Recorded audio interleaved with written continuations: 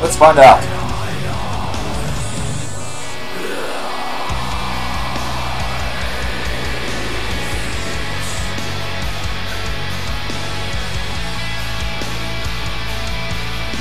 The Majesty of Shiloh Magognar.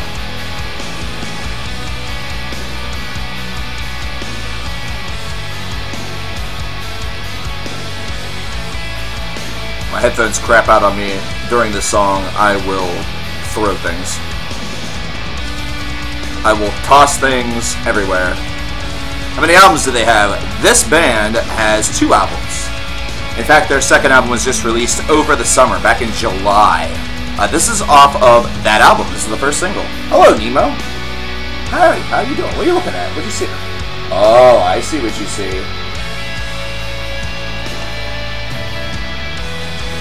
Get him, Nemo. I might have to hunt a fly. Although Nemo might be taking care of that for me. Almost at the gift card. Yes, yes we are. Friday. I'm like looking at my email. I feel like I'm looking at it every 10 minutes. Because I want it to come. I want to pay everything out to you guys. I want to get it over with. You know, I make it sound like it's such a horrible thing, but it's not. It's just that it's such a long wait. And it has everything to do with how YouTube handles Super Chat and everything, and how funds get to me. These headphones, I'm telling you, they are 1 foot away from the grave. You're going to hear it echo for a minute there. It's going to sound terrible. There we go.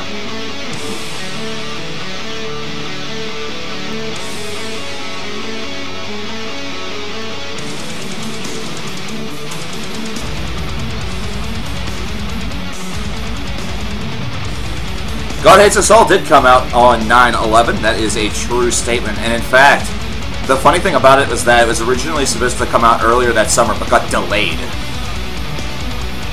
It got delayed. So at the same time, this was an album that could have come out not on 9/11 and not had that ominous sensation to it. However, it did, so it had that ominous sensation. Silver Side Up by Nickelback also was released on that. I don't think it was Silver Side Up. No, there was a Nickelback album that was released on that day.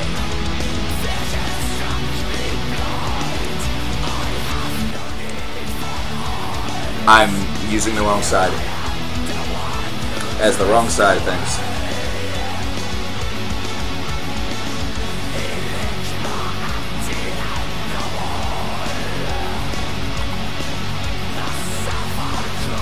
So I restarted my computer before the stream because I figured that was going to help with latency and everything like that. And I noticed that Google has an update now, so I'm kind of getting used to it a little bit. Hopefully it means that everything is going to run a little bit more smoothly. The FPS obviously is not indicative of that at the moment.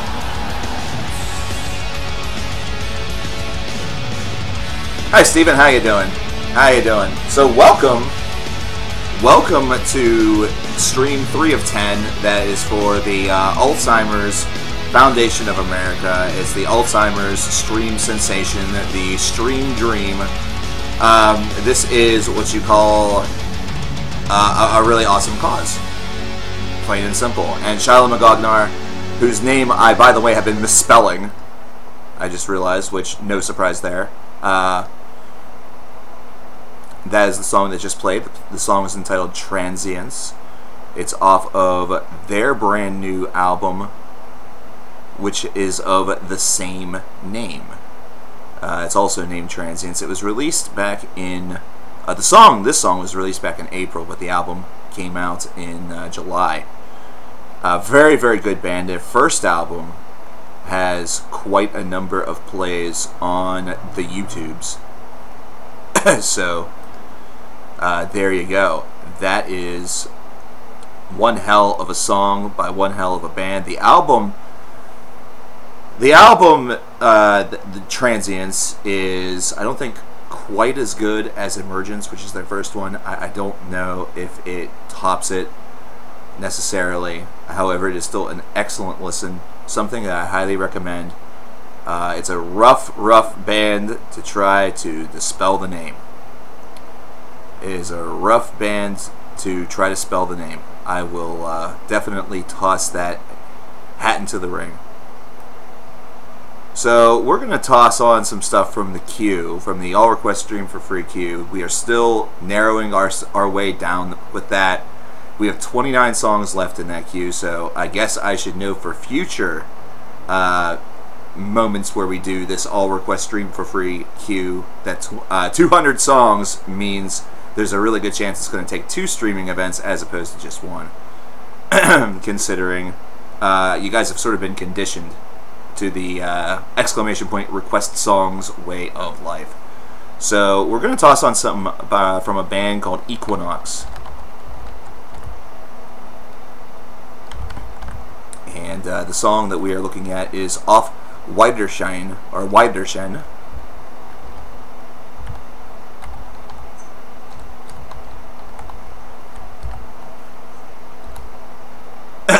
These guys are from Norway, by the way. These guys are, this is actually quite an old song. This is from 1989.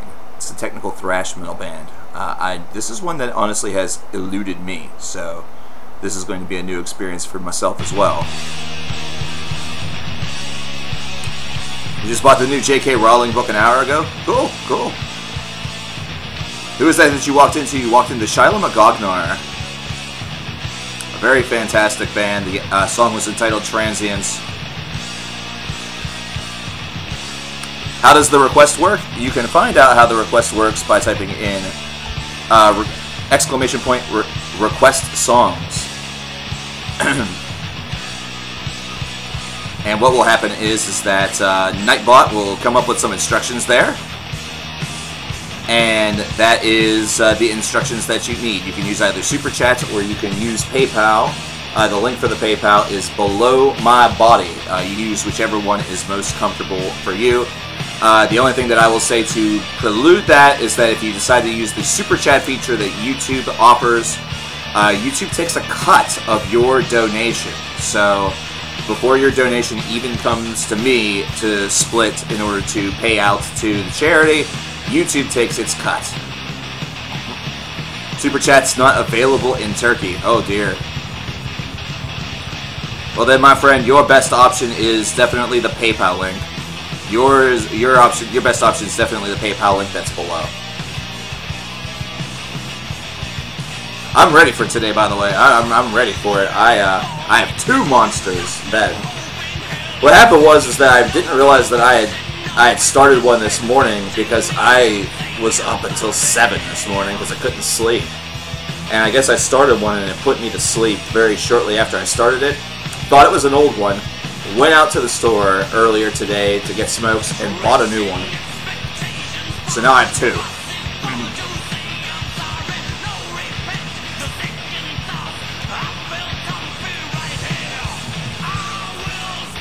PayPal is the best of ways in order to do things, and one thing that I will say is that usually I like to give out a small reward to whoever happens to be the top donor of the month. It's a tradition that we started last month, and it's a tradition that I would like to continue. As I really like rewarding people because I watch a lot of streams. I am very active in the stream watching community over on Twitch, which is where we're eventually going to jump to. And we're going to be doing more in the way of game streaming with perhaps some music in the background, Rip the VOD in those cases. And I noticed that a lot of folks over there, the conditioning is very simple, you know. Everything heads toward an incentive, or everything heads towards something, you know, and I don't see that a lot on YouTube. I see a lot of folks that are donating because that's the only way they can get their question answered. I've seen that in streams. I've seen other streams where you have to donate in order to keep the stream going, like literally to have it continue, which I think is really ridiculous. You know, in a lot of ways, I feel that you try to do something like that, you're going to find yourself with some really, really short streams and some really peeved off tenants, you know, to your stream. Keep it on YouTube. Steven, here's the thing, my friend.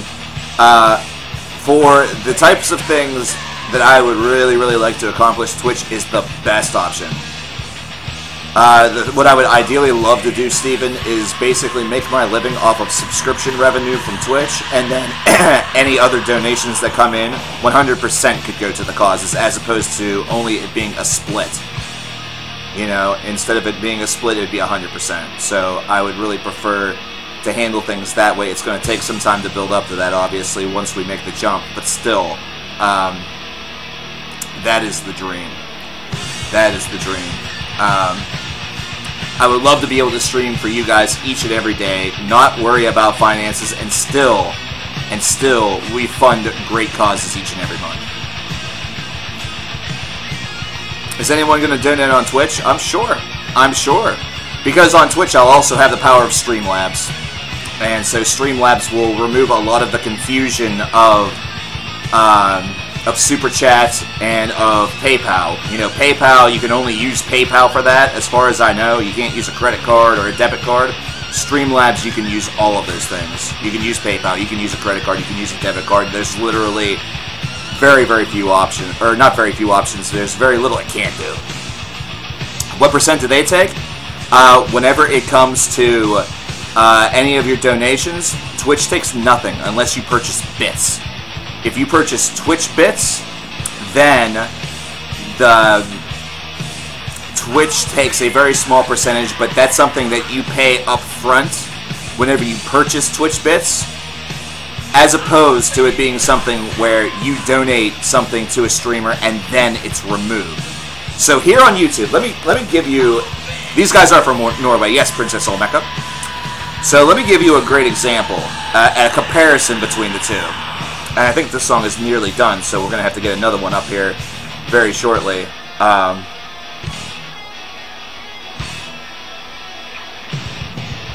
going to have to get one up here, in fact, right now. So, it wants to repeat itself, apparently. So we're going to go into Meth Cowboy by Gozu. But here is the comparison. On YouTube, with their Super Chat feature. On their Super Chat feature, what happens is that you put together the amount that you want to donate. Whenever you click on the little dollar sign with the square around it, you choose the amount that you want to donate. That song was entitled, the one from before, the band was named Equinox, and the song was entitled Auf Wiedersehen. So really all you have to do is look up Equinox Band and put like off, like A-U-F, and you're going to be able to find it on YouTube. But anyhow, on YouTube, you type in the amount that you want to donate, and that's what will show up on Super Chat.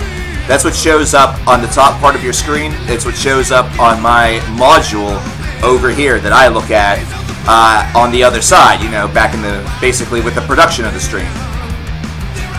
And so, but what happens is that whenever they calculate the amount, they assess a fee. And usually, as a good rule of thumb, for every $1, it's about 30 cents. So if you donate $1, you're actually donating 70 cents. Which gets to be a bit problematic whenever it comes to events such as this one. But it's problematic more on a personal end. I decided to do that as opposed to stripping away an amount from the 30%. I'd rather us give the full amount that we earned instead of trying to go in and fuck with whatever YouTube's algorithm is. They're doing it backwards. With Twitch bits over on Twitch, you pay the additional amount up front. So if you want 100 bits, which is equal to $1, you pay $1.40 American. So essentially what you're seeing is two companies that are doing one thing a different way from each other, and you see how one of them feels a lot more honest than the other. So, let's say, for example, that you buy 100 bits on Twitch for $1.40. You get that assessed to you and charged to you automatically. And then that $1 that you purchased, those 100 bits that you purchased, whenever you give those to the streamer, whenever you cheer the streamer, they get all of that. They get all of that. But if you make just a regular donation via a donation link, streamer keeps 100% of that. Subscriber revenue, streamer takes home half. So if the subscription cost is $4.99, they take home $2.49. They have 3 different tier levels of subs. They have $4.99, $9.99, and $24.99. Alright? And the streamer always takes home half of that. That's how Twitch makes their money. From bits and from subscriptions. And then also from advertising and such. So, they are a company that's doing very well based off of a simple model of having everything be right there and everything happen right away, as opposed to waiting and taking a cut and stripping things away from the people who are making their content. So, while the streamer doesn't get those bits until 60 or 30 or 45 days after they are given, which is very, very similar, by the way, to YouTube. Only YouTube's is you don't get it until the next month. What is different about that is that the operating costs and everything are already stripped away and taken care of. Bits are honestly pretty cool, and they also have programs where you can earn free bits. You can get free bits by watching ads and earning bits that way in increments of between 5 to 100. And then also, they have a program called the Twitch RPG program, which is not a role-playing game. It's a research panel, and you take surveys similar to what you would do on like a survey finder or a survey fly or whatever. And if your answers are accepted, which they usually are, I've never had one not be accepted, you get anywhere between 200 to 1,000 bits there. How you doing, my friend? I really don't know what to call you, unfortunately, and I apologize for that.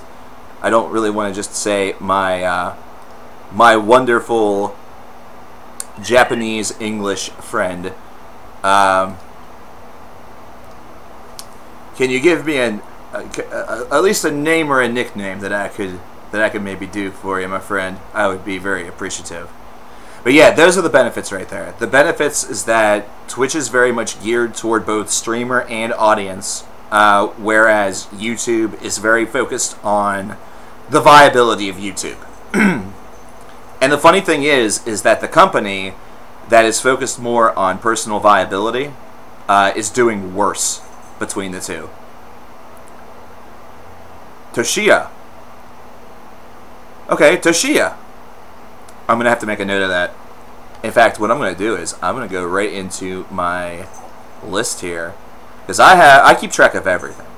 I keep track of a lot of different things. I shouldn't say everything, but one thing that I do have kept track of is the donations.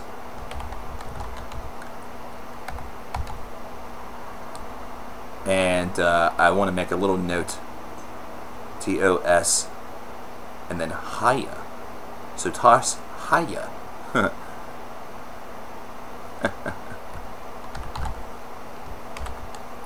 There we go. Nice and simple.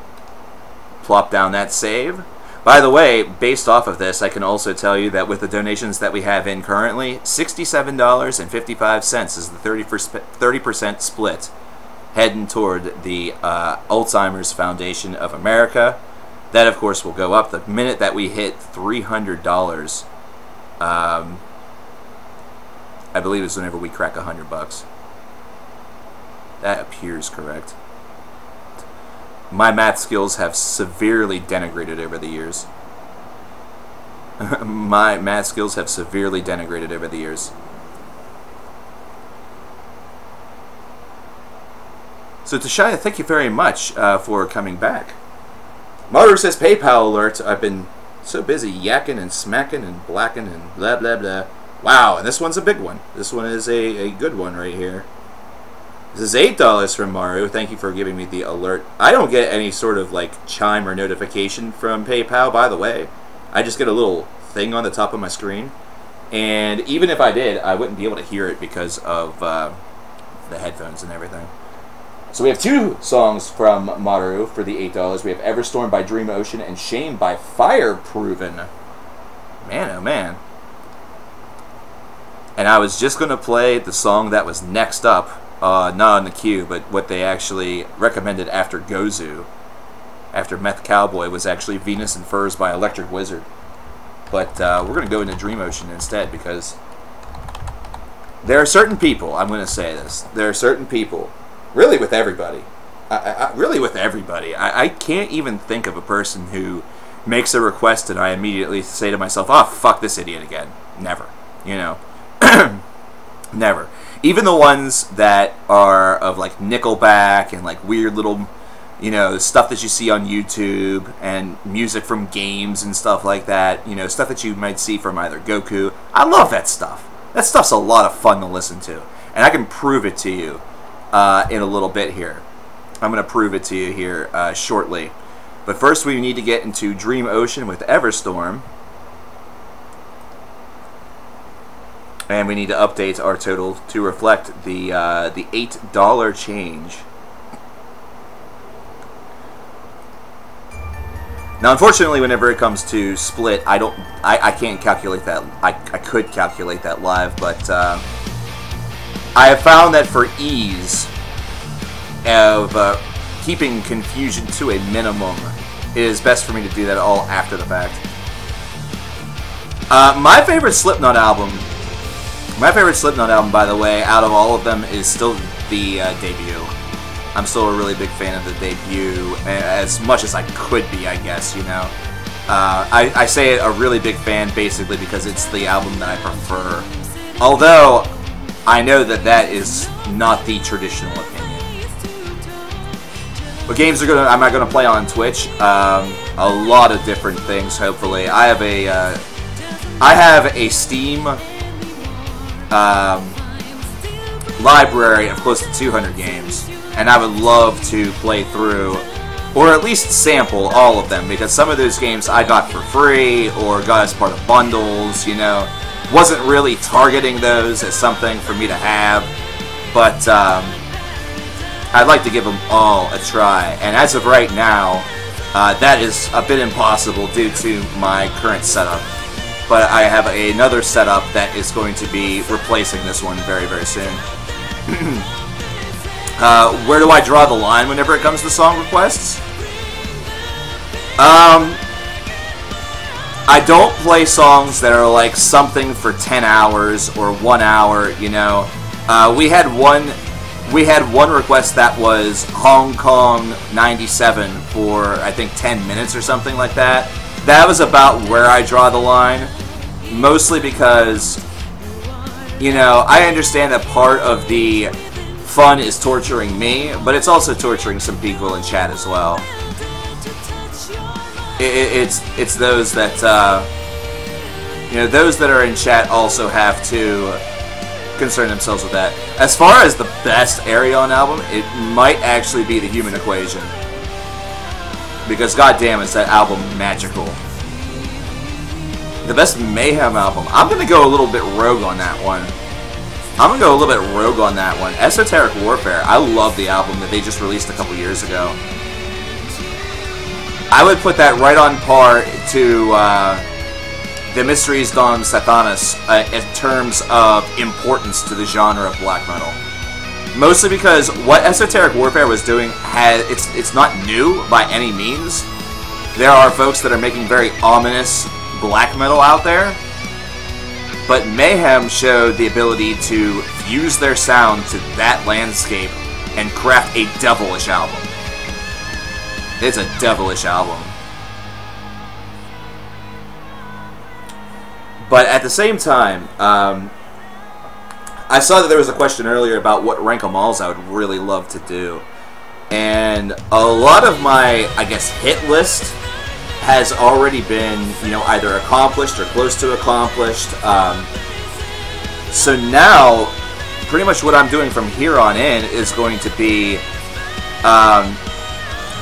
bands that I traditionally wouldn't consider, but would like to do. You know what I mean? I would like to dig deep into some of the prog community's big bands, such as Fate's Warning, for example. I have pretty much all of their albums, with the exception of like maybe one or two. I would like to do one for a lesser-known prog band by the name of Enchant. I was a really big fan of their material. One thing that I should honestly do, I'll tell you what I should honestly do. I should honestly consider going to my Last FM. My old Last FM that hasn't been used in God knows how long, probably close to 6 or 7 years. Like, it's been a long time since I scrobbled anything on Last FM. And go look at, like, my top 10 or 20 artists over there. And see what it is to, you know, see what there is to see. Shame by Fireproven is up next, and then I have a surprise for you guys. Some of you may have heard it before.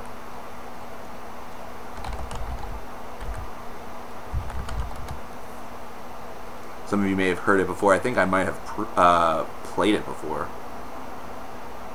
It's very, very possible that I have played it before. You know what's really, really neat to see? And this right here proves it. It's really neat to see bands that have... They don't have a lot of views or plays or whatever. And I like to see that there are reaction videos being posted even for those tracks. I think that's really, really awesome. Pain of Salvation is a good, great actual example of what I would really enjoy, a band I would really love to do, because again, like many others, I've listened to all of their albums. I have a number of them. You know, I don't have all of them. There's still some missing from my collection. I'm proud to have 1 Hour by the Concrete Lake. You know, finding those is a little harder, and of course, I don't like to just go to Amazon and just blop, you know. I love the search. I love the quest. Trust me, if I would just go to Amazon and buy every album that I wanted, I would be so broke that all those people that say I come on here and beg for money would be fucking right, because I would be begging for money. I'd be like a drug addict. I'd be like a drug addict. My middle name is... I'm going to confess to you something. My middle name is not actually Lane. My middle name is not actually Lane. Lane is a nickname. And also, whenever I switched up my name on Facebook and such, and on some social media, Lane was, based off of Lane Staley, mind you, going to be the title character of a series that I wanted to write. And that series never came to fruition, obviously. But Lane was going to be the name of the main character, and really, I noticed that a lot of the stuff that I based him off of were aspects of my own life. So it was kind of like we were one and the same person with notable exceptions, you know.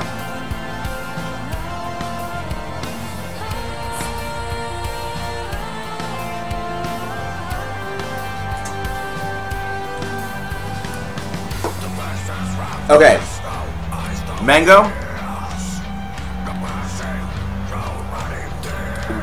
We'll talk in a minute. DH coming in. We have another PayPal. We have Christian.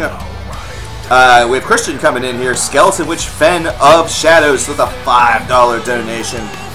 Thank you very much. Super duper appreciation coming in. Much love. We'll get that on board. Now, Mango, I'm going to talk with you about something. because it's really, really important. It's really, really cool and important. And I'm not chastising you for that at all. In fact, if anything, I'm supporting what you're saying. I'm actually... I would say you did a very, very good thing. I love how one of my first things on here, by the way, is... one of the very first links I have on my Google, on my phone, is the National Weather Service. I'm a geek. I'm a fucking geek. Okay, Mango. If I'm being real, $4.07, by the way, from DH. Thank you very much, dude. I appreciate that. And guess what? I appreciate you. Wants to hear some 7 Does. Right now, as it stands, Mango, I don't have the frameworks in mind. The only one I have a framework in mind of is for 2, but I have in my brain, in this cesspool of a cesspit that I possess in my head, 5 different stories that I would like to novelize. If I had the talent, had the ambition, and could actually finish a novel. I am by no means a terrific writer, because I would want some of these to be rather lengthy, and I noticed that I tell stories quickly because I don't know how to transition or add the detail or the small, minute things that build suspense. Like, I like to jump right into things. By the way, love this song. A lot of little subtle nods to Isan and Leprous and bands of the variety. Really, really like this. So thanks to Maru, Fireproven.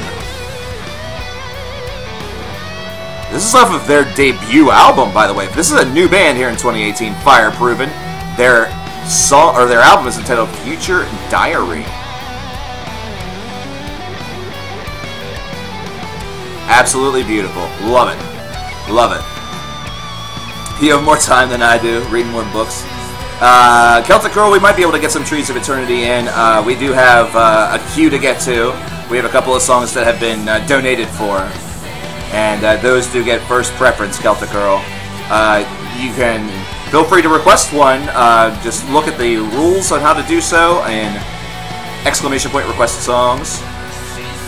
But yeah, trust me, Trees of Eternity is a band that could easily get me a little weepy-eyed. It's been proven on stream before.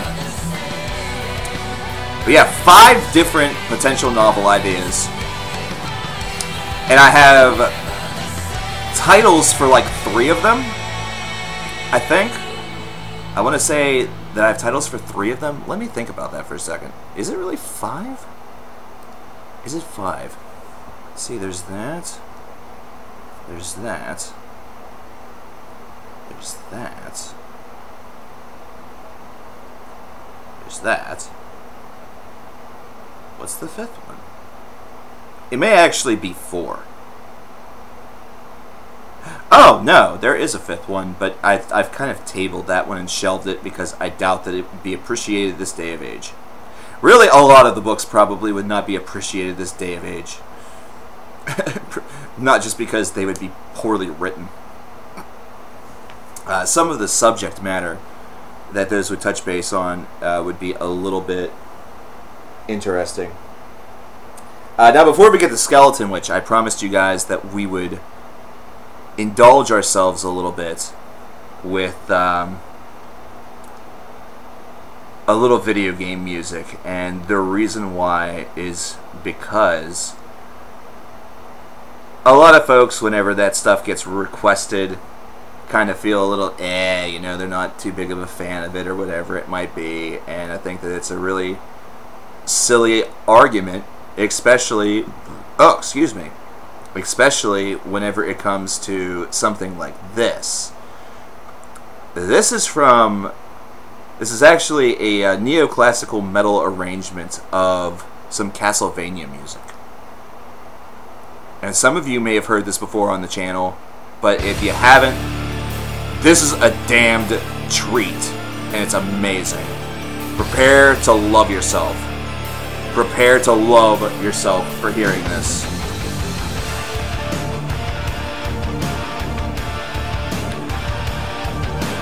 Mara, with the way in which this one of the stories is evolving, because I think I drew characters based off of people I know too much.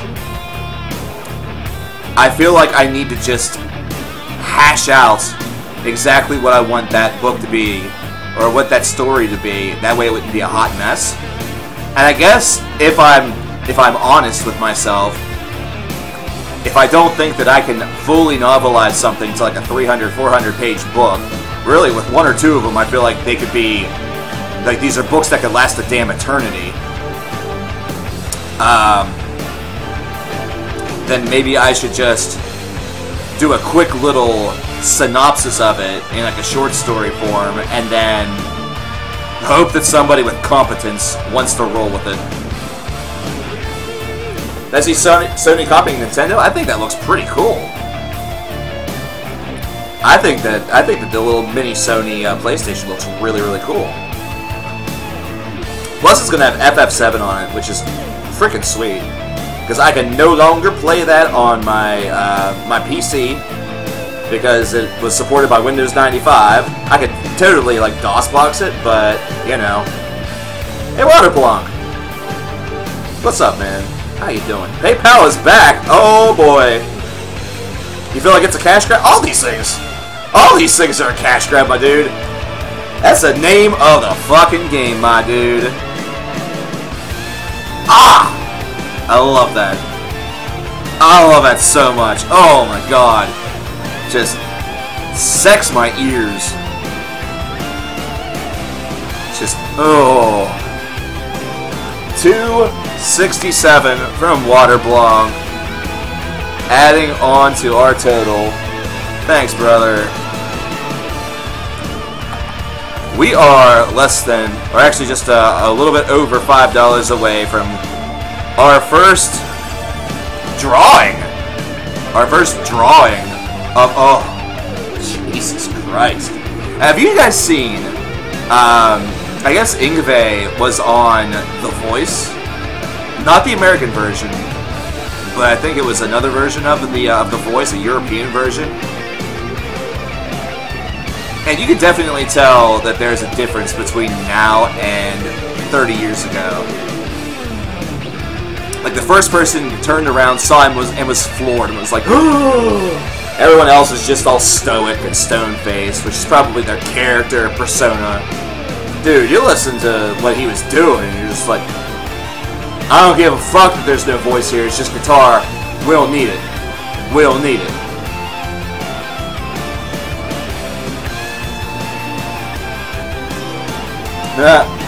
Yes, sex my ears. That is my quote. One of the story ideas, by the way, I feel like I'm averaging like 2 new story ideas a year. Actually, no, that's a lie, because Epic Fail, the first long-form story that I came up with was back in like 2010. Like, that's an 8-year, that is an 8-year saga that originally I thought was going to require like a television series or something like that. Painkiller has the best opportunity to be a really, really hated television series that will have a lot of SJWs yelling words like chauvinism. Because Painkiller does not mean what you think it does. Because pain killing in the resort of the novel would be to kill someone's pain through pleasure, not a la Hostel. And really the whole concept would be seen as kind of an attack on modern sensibilities whenever it comes to relationships and sex. There's a third story that involves some high technology and the ability to go back to a previous point in life. that explores the concept of regret a ton. And also, and because this is a very human thing, also explores the idea of what we find truly important in life. You know, oftentimes we say, I wish I could go back to a time whenever my grandmother was alive or something like that. But in reality, some people want to go back to times because maybe they did something that they wanted to do again, or they made a decision that they wish that they could change. So, you know, it is the whole concept of regret. And then there's the latest idea, which was actually, I have to give all of the credit in the world to Andy Fox, who is not in chat right now, but is oftentimes an inhabitant of this chat. Fen of Shadows by Skeleton, which is up next. BT Dubs. Thanks to Christian.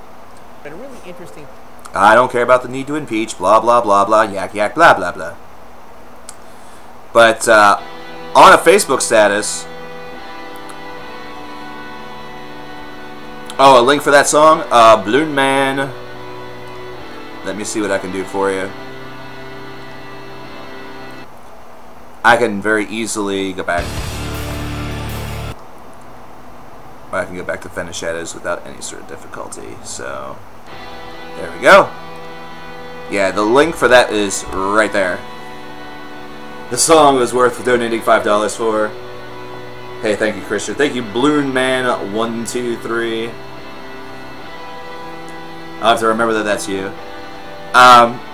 But I like the concept of building concept albums, at least from the perspective of a track listing scenario. Either that or just building fake track listings for albums in general. It's kind of a hobby of mine. It's a weird hobby of mine. If you ever see me on Facebook doing such a thing, then you'll know I'm in one of my creative moods. Mostly because you can do just about anything with a track listing. A track listing is completely and totally neutral. There's only certain expectations for certain styles of music, such as for, like, grindcore. Grindcore, you almost expect the song titles to be absolutely ridiculous. At least I do, because that's the type of song titles I like to list. You know, it's a great way for me to blow off steam. Andy Fox, during one of those threads, jokingly recommended that I build Metropolis 3. So a sequel or a spiritual successor to Metropolis 2 from Dream Theater. I did it. But I didn't do it as a track listing. I actually dropped what I would have as the plot. And I was looking at it again last night. In fact, I was listening to Finally Free like on repeat last night. Because the ending of that reveals a lot. After hearing the astonishing, would I be more excited or worried if Dream Theater created Metropolis 3? Not if they used my fucking plot. I'm gonna toot my own horn right here with this. This is a damn good plot. You guys want to hear the plot? You guys want to hear the plot? You guys want to hear the plot? I can totally drop the plot on you guys. By the way, Waterblonk's recommendation was Woods of Eeps, or Woods of Ypres, all depending, with Traveling Alone. Yeah, Nordland 3 is kind of impossible. Paradise Python says, yeah. Everyone else is saying nothing, so that's probably telling me no. It's a little convoluted. It might be very hard to speak it as opposed to like have you guys read it. But it's on my phone, so I would just be reading from my phone. But that would actually be something where I would want to write the book. I would actually want to write the book. And then be like, yo, dude, hey Dream Theater, what up? Waterblog wants to hear the plot. Go ahead. Okay, first of all, I'm gonna preclude this with or prelude this with another question. who has heard and has a basic understanding of Metropolis 2, Scenes from a Memory by Dream Theater? Because I can give you guys a quick little rundown of that as well. Or at least tell you of one of the major themes that it hits.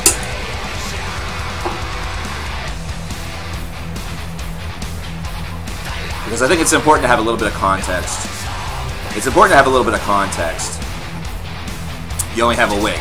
Okay. Well, I guess just for the benefit of flash photography, or for the benefit of everybody, Metropolis 2 Scenes from a Memory is the story of a man named Nicholas who, through hypnosis by a hypnotherapist, experiences past life regression therapy. And whenever that occurs, he sees a story of Victoria, who is married to Julian, but Julian is quite a dickbag. He has obsessions and addictions to gambling and cocaine. So Julian's brother Edward starts to court her and seduce her, and eventually Victoria does leave Julian and moves over to Edward for a little bit. However, by the end of the day, and also throughout the album, we're hearing about this murder. We're hearing about this murder where a young girl, Victoria, was killed, and we see that Edward is conveniently the person who is delivering he's the witness on hand. He is the witness on hand. And of course, by the end of it, we learn that Edward found out that Victoria plans to return to Julian despite him being, who he is. She's still very much in love with him, and while everything with Edward was nice, it wasn't really meant to last. So Victoria goes and has a rendezvous with Julian, and Edward shoots them both, pins basically the crime on his brother as a murder-suicide, and puts himself as the witness to the witness to the crime. That way he can explain it to the authorities and to the press, so he gets away with it.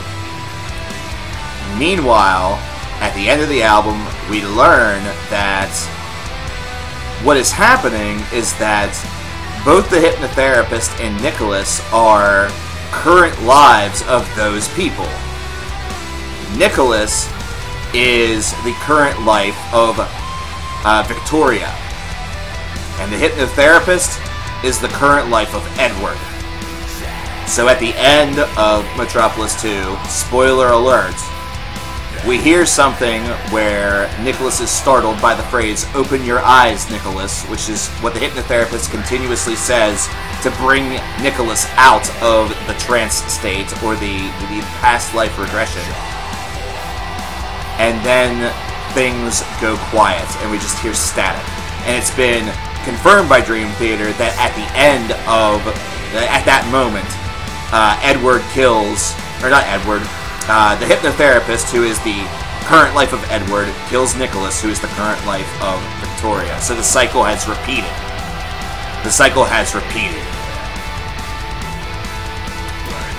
So, did you get all that? I know, a lot to take in.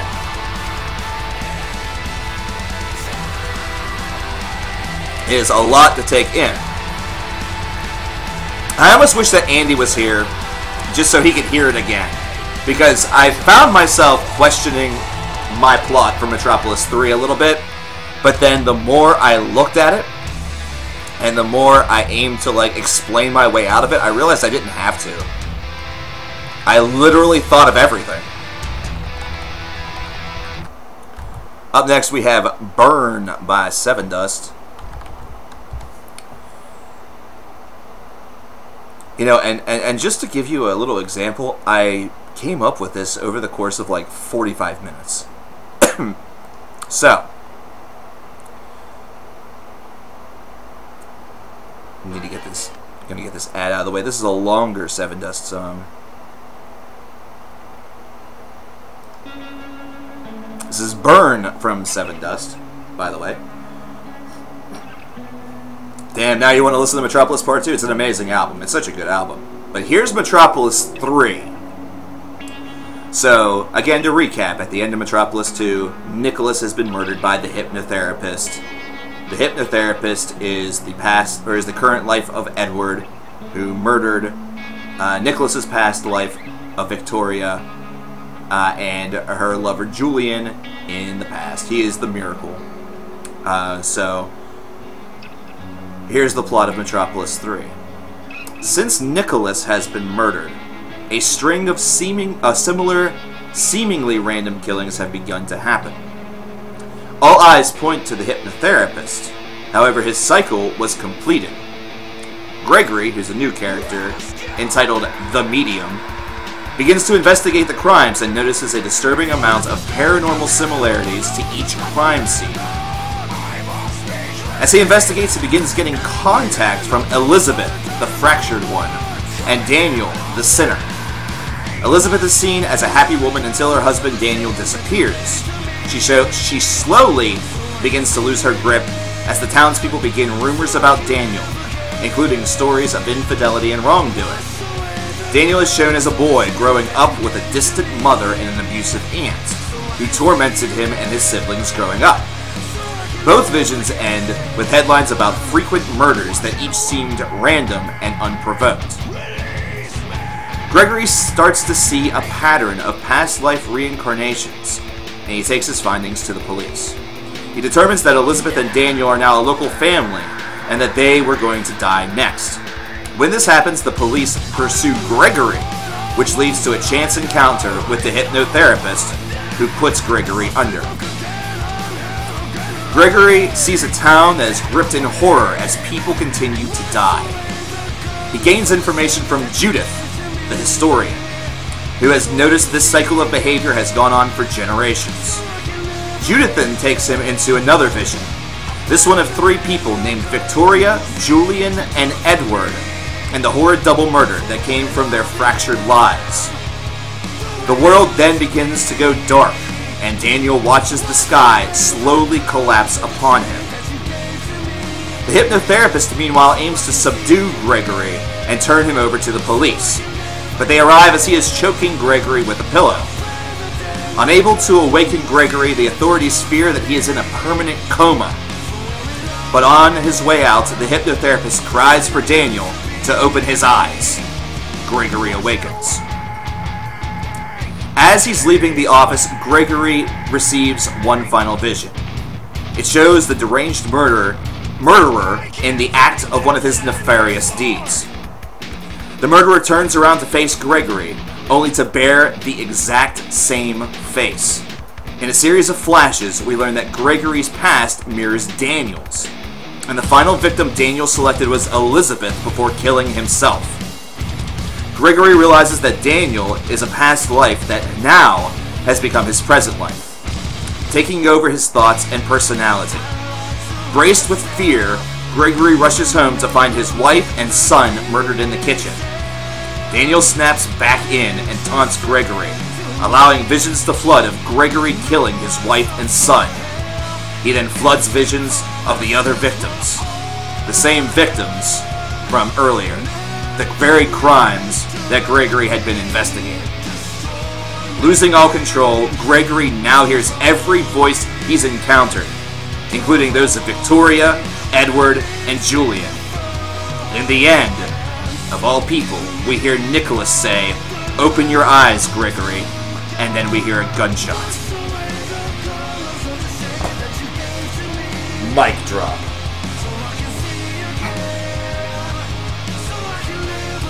There you go. Metropolis 3. By the way, if you're wondering why Nicholas says, "Open your eyes," if you're wondering why Nicholas says, "Open your eyes," fan theory. Fan theory. Nicholas is his son. And I don't mean literally. I don't mean literally, like Nicholas is an adult son. Nicholas became his next life, or is a past life reincarnation of Gregory's son, his young son, who immediately became so the day that he died. So at the same time that he died, Gregory's wife was in labor and had a son, and Nicholas entered into, and Nicholas's soul entered into Gregory's son.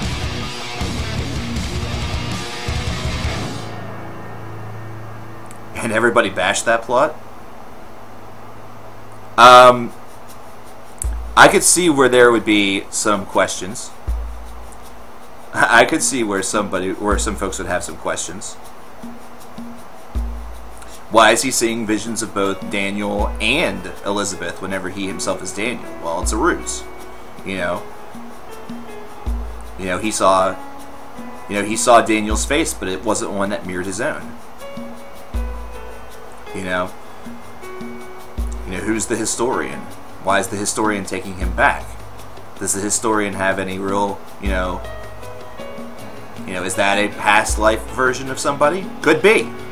It actually could be of the old man that Nicholas talks to whenever finding out more information about the murder of Victoria. There's a lot of different ways that this could go.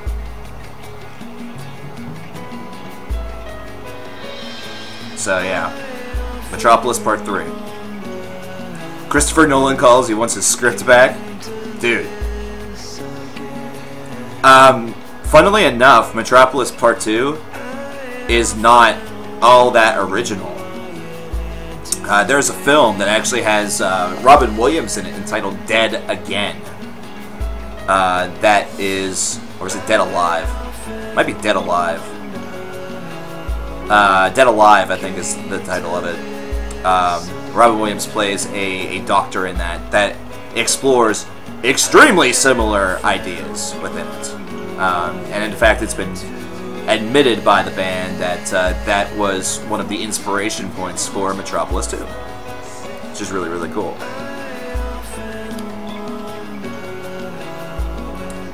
Do I believe that the afterlife exists?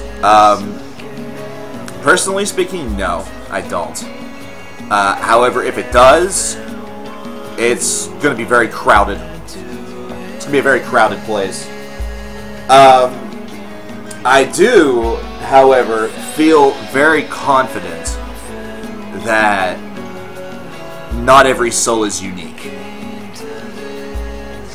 I feel that there are past versions of ourselves littered throughout history. Mostly because there's only so many ways that you can temper a personality. The only reason why a personality always seems different between the eras and the ages is because our world is constantly changing. Our world constantly changes. So you can make a very steadfast, stubborn, worrisome brute. You can make that 11 to 20 to 2,000 different times. Throughout a course of 5,000 years, and each and every one of them is going to seem different and unique because of the era and the social, the social hierarchy or the politics or whatever is happening, the societal happenings of that age.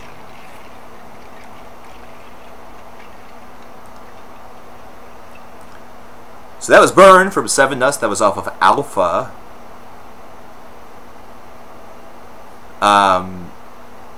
Seven Dust is actually coming to Pittsburgh. Coming to Pittsburgh on October the 21st. It's a Sunday.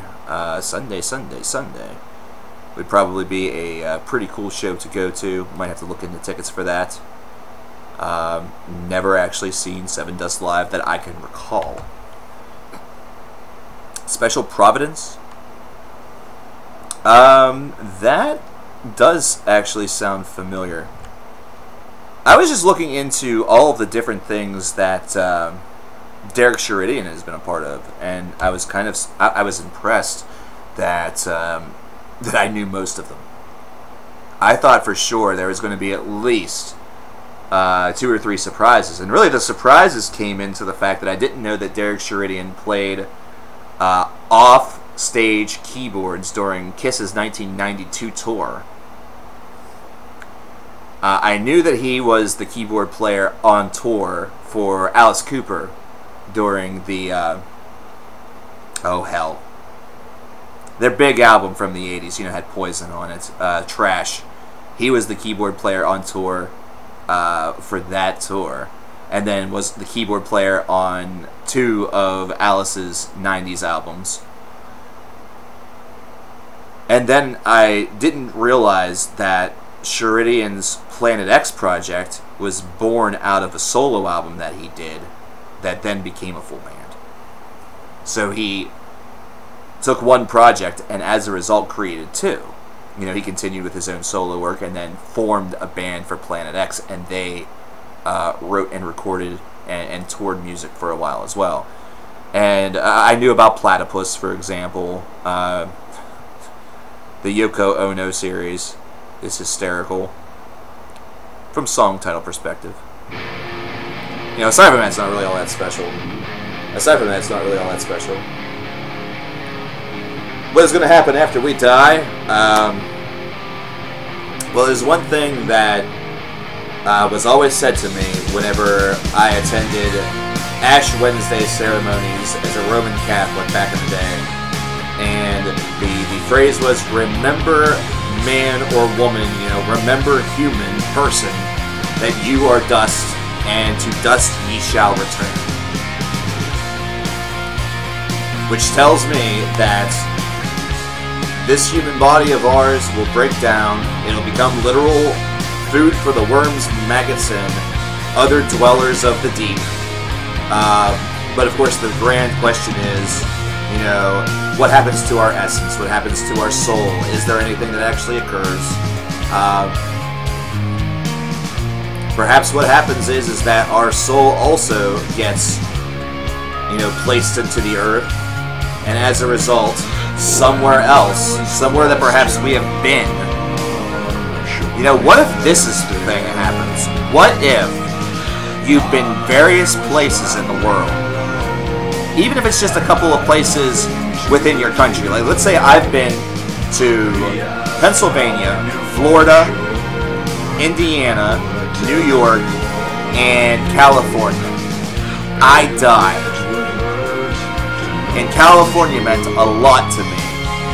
What if my essence gets fused with the earth, and then somewhere in California, that essence comes into another being, and I am, in a sense, very similar to what you get with Metropolis. My past life now enters into the current life of somebody new.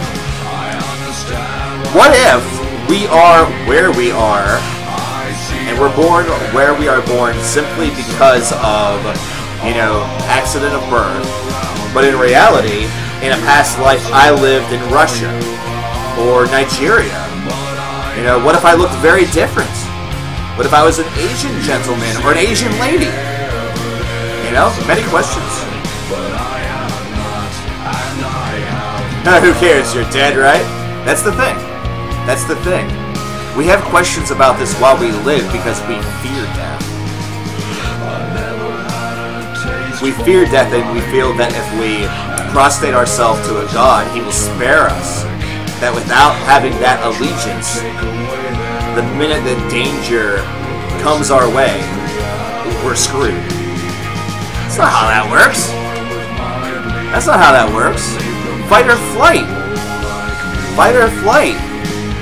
And even, and the thing is that even if you make the right decision in a fight or flight, you could still end up, there could end up being no right decision. Flight, you get hit in the back of the head with a bullet. Fight, you get shot in the head by a bullet after landing a punch. You're still dead. Who wants to live forever? Tomorrow, about a number of years ago, I thought to myself, I could probably live with it. I could probably live with that idea, like literally be a Highlander. With the way that I have seen the world corrode in the past 5 years, absolutely not. I still want to live a long time, I still want to have another 50 to 60 years on this rock because I want to make a big difference. Or as big of a difference at least as I can. But whenever my time comes, I just hope it's peaceful. Or whenever my time comes, I just hope that it's sudden and with very little pain. And if it's going to be painful, I hope that it is a blunt force thing and I don't just sit or lay there bleeding for 6 hours in absurd agony. You know, let me pass out from shock and then quietly die while doctors work on me.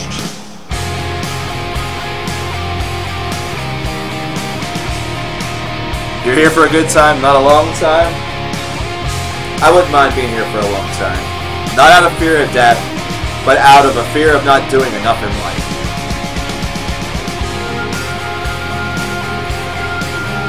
At 34, I still have a very big bucket list. And I know that I am not gifted or afforded the automatic notion that I should get everything that I want whenever it comes to that. Like, it's not something that everybody else should fund for me, or it's not something that immediately should be mine. In reality, it should be.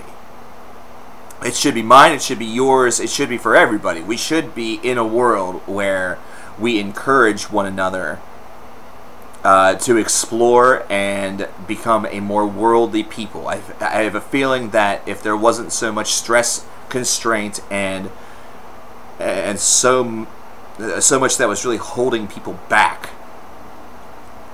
then society would be much better off in the long run, and we would probably see a lot more in the way of not necessarily peace.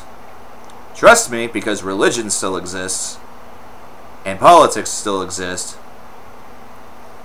but a little bit of relaxation, a little bit of breathing room for some folks would really go a long way. Some people would still screw it up. Heck, a lot of people would probably still screw it up. But for those of us who aren't really concerned about some of those addictions or some of those problems, those of us who don't really get caught up too much in trying to defend people that don't require or need defense, that actually need more tough love than anything. I realized last night that somebody who I consider to be one of my best friends for about 20 years was only there whenever it was convenient or whenever she wanted something. And the minute that her life changed and afforded somebody else or allowed somebody else in there, the minute that she wasn't alone, I was left alone. And what kind of friendship is that?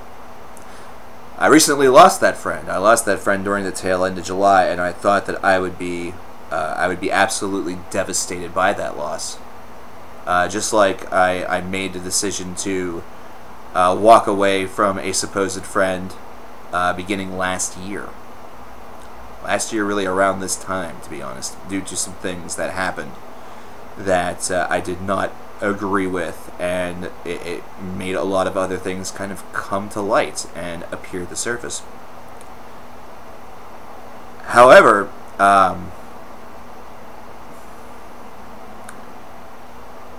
there was no devastation. I don't feel remorse. I mean, I don't feel bad about it. I don't feel like I've lost people that are so essential to my life that I could not live without them. They've just become, honestly, another story. And if somebody is just another story and not one of your best stories, you know, one of your favorite stories, then how good of a friend really were they? You know, sometimes the company you keep is easier to part from than you think. Or the company that you find to be the most important, you may actually learn you're only sort of infatuated with that idea because of perhaps convenience, or perhaps the fact that you don't have anybody at a time and they are there. You know, they happen to be there, but not necessarily with the best of intentions. We were speaking about Metropolis earlier, especially Metropolis Part 2. However, let us go all the way back to Metropolis Part 1, The Miracle and the Sleeper. This is the track here that set everything in motion. This is the track that set everything into motion with Metropolis. And this was originally intended to be it. This was originally intended to be it. DTA, what's up, buddy? Don't trust anybody. Rules for Friendships by Stone Cold Steve Austin. Hi, Water Blanc. I see that now. I was in full rant mode, I guess, or full story mode. Lurch, you missed my plotline for Metropolis 3, which I know you don't care about because you're not huge on Dream Theater. So 267 for Epica, the Second Stone, coming in hot.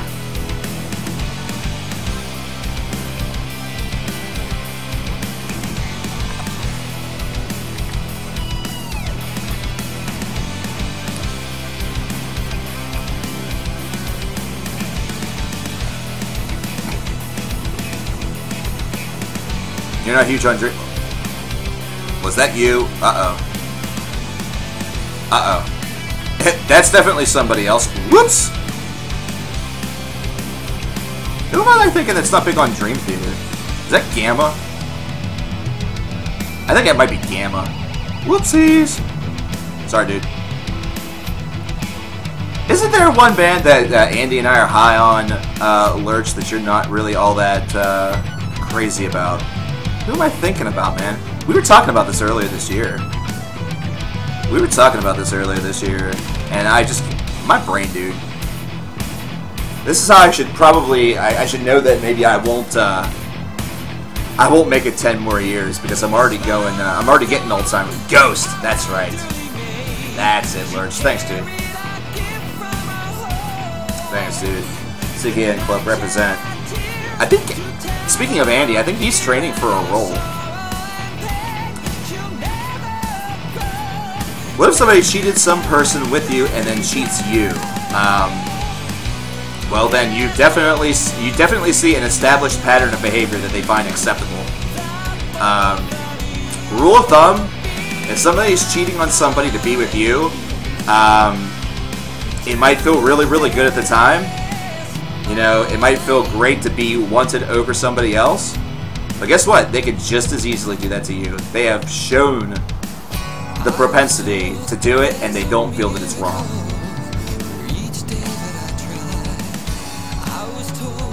He's gonna try and make the stream today? That's cool. I know he's been training a good bit. I've seen some of the photos on Insta and everything like that. And taking a couple classes and being exactly what I would expect Andy to do. He's been out of town? That's cool. Yeah, that's okay. Listen, Andy is... Between you and Andy, yo, I don't worry about it if you guys miss a stream. Did I check out Venus in Fear? Dude, hell yeah, that was awesome. I need to probably play something from that. I didn't check to see if it was over on YouTube yet. I didn't check to see if it made it to the YouTube side as of yet. Yeah, that was really awesome. There was another Israeli band that was recommended yesterday that we played. And I'm trying to remember the name of them. Oh wait, it was actually by Gamma. You might have been here for it. Gamma actually dropped the recommendation. I hate it when PayPal does that, by the way.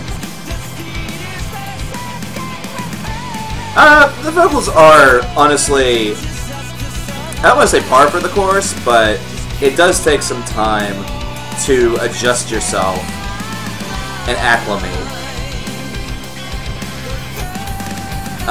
Stardust Lurch. The album actually dropped last year. It's called Sands of Time. They're another Israeli band. Very, very good. We listened to the epic Sands of Time. We listened to parts 1 through 5 on Monday, in fact, and it was excellent. Spread over 5 tracks, but on YouTube they have it all together. It's about roughly 26-27 minutes in total.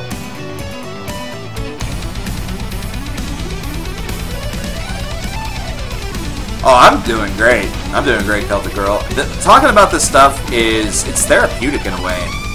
I don't see it as a negative. I see it as a major positive to speak about this stuff and be 100% upfront about things. And I like having transparency. I like having transparency. Speaking of Gamma, I thought he was off today. That boy, he must have gotten called in. That sucks too, whenever that happens.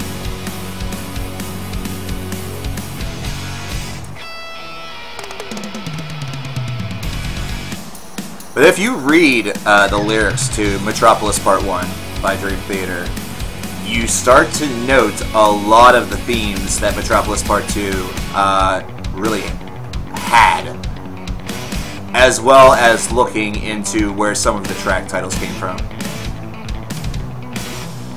Lurch, your list is probably longer than my body.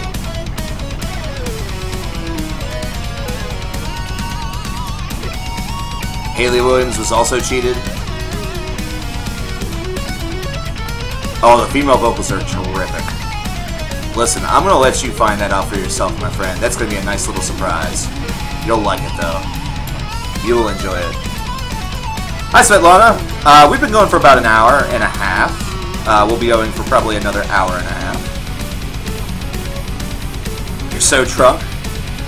I'm so not. I don't really drink anymore. Do I feel like some of the extremely heavy music can make me depressed? There are some songs that will make me emotional.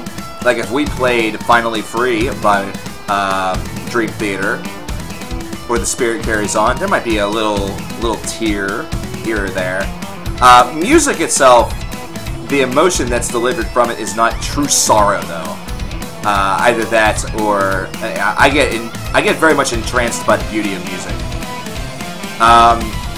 The Trees of Eternity is a little bit of a different story, considering whenever you hear a song such as Eye of Night, and you hear the talent that has been sort of stricken from us due to cancer, and these horrible things that sort of befall us humans,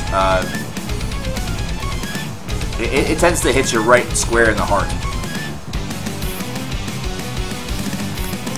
DSI was I haven't checked out the new Creosun yet. I need to. Best Nevermore ballad? Define ballad. Like, would you consider Dreaming Neon Black a ballad? Because that song is heartbreaking. That song is really, really heartbreaking. Mitten says the prettiest eyes. Yeah, he has a vet appointment on Monday, so we can find out what's going on with him. He's walking a little funny. He's walking a little... He has a little, not so much a limp going on, but he's a little ginger.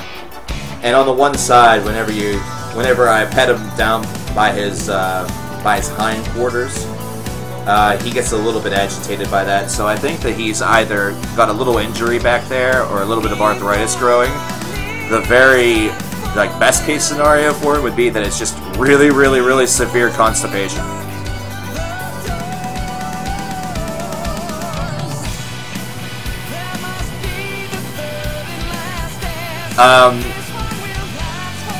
Yeah, Warldane's girlfriend disappeared and was found dead. And Dreaming Neon Black, in some ways, was a conceptual album that talked about that it was catharsis, and I'm sure that it was also therapeutic in a way. To put all of the energy into that in a form, it could be a tribute. In a way, it was very much a lot of there's just a lot of feelings that surround that. It's crazy. We have The Second Stone by Epica up next. And I think after this we're going to take a short little recess. After this track, I think we're going to take a short little recess. At least I am. I need some just flat out water. And I need to step outside. Want to check on Crazy. Want to check on my outside buddy. Got to make sure that he's doing well. Juan Carlos Savones, how you doing? How you doing? You are not the only guy here that doesn't drink. I don't drink often. I don't drink often. I drink maybe once or twice a year. That is it. You found a potential boyfriend in the unlikeliest of places, Svetlana? What? The CKN community? Sorry, Riff's not here.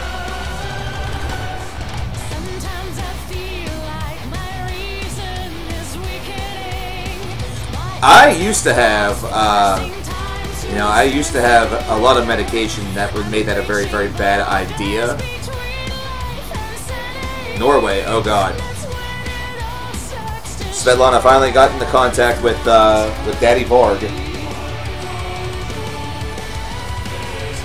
Right as I looked at that and I saw your message, Maru, and it was like perfect timing.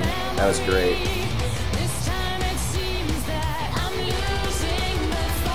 Maru coming in with $3. Says, The Gypsy Fairy Queen by Marian Faithfull featuring Nick Cave. I'm afraid this song is going to empty the chat room. Everybody needs a simultaneous pee break suddenly. Well, we will start off... well, maybe what we'll do is we'll actually have that song before the break. That way, you know, if everybody needs to take a pee break, we can all do it at once. Maybe I'll do it as well after the song is done. Oh, and by the way, with that $3, we have ourselves an incentive hit. We have an incentive hit. Oh, well, that's wrong. That's not the thing I wanted. I thought that I'd made one that just said incentive hit, but no.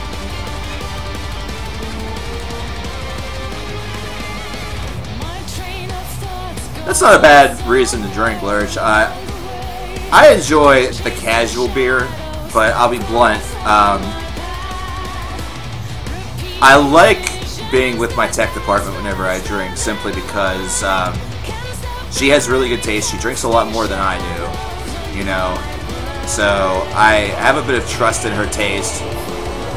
Usually somebody who's never steered me wrong. And like the thing that we are always known for, and have been known for ever since the inception of our friendship, was sitting around talking or playing video games while drinking a beer or a hard beverage and smoking cigarettes.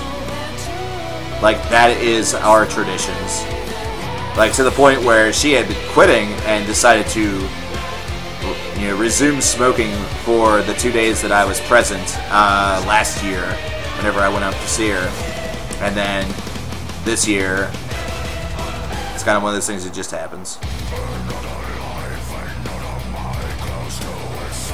But that's our friendship, you know? Anybody here like Therion? I'll tell you what I didn't do this year, Michael, is I didn't listen to that 3-disc set that they put out. I like a song here or there. I don't know much about them. Like, they're not a band that I'm non-casually, you know, I'm only casually acquainted with them. I don't know. I don't know a massive amount. I know that Therion used to get a lot of features in Century Media and compilation albums.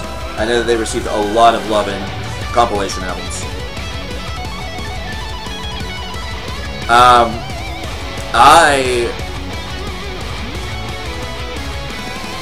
A long time ago, like before CKN started, was definitely going down the road of potentially having a pill problem. But I got this shit under control.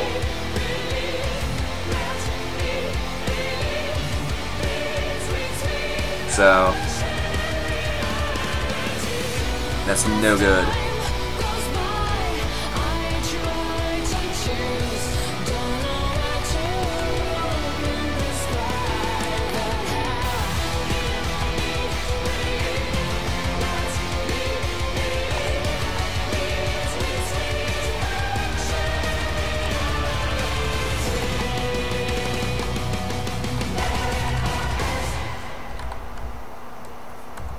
Okay, so before the break, and by the way, you're going to want to stick around. You're going to want to stick around because after the break, you have the opportunity to win a $10 Hell's Headbangers gift card.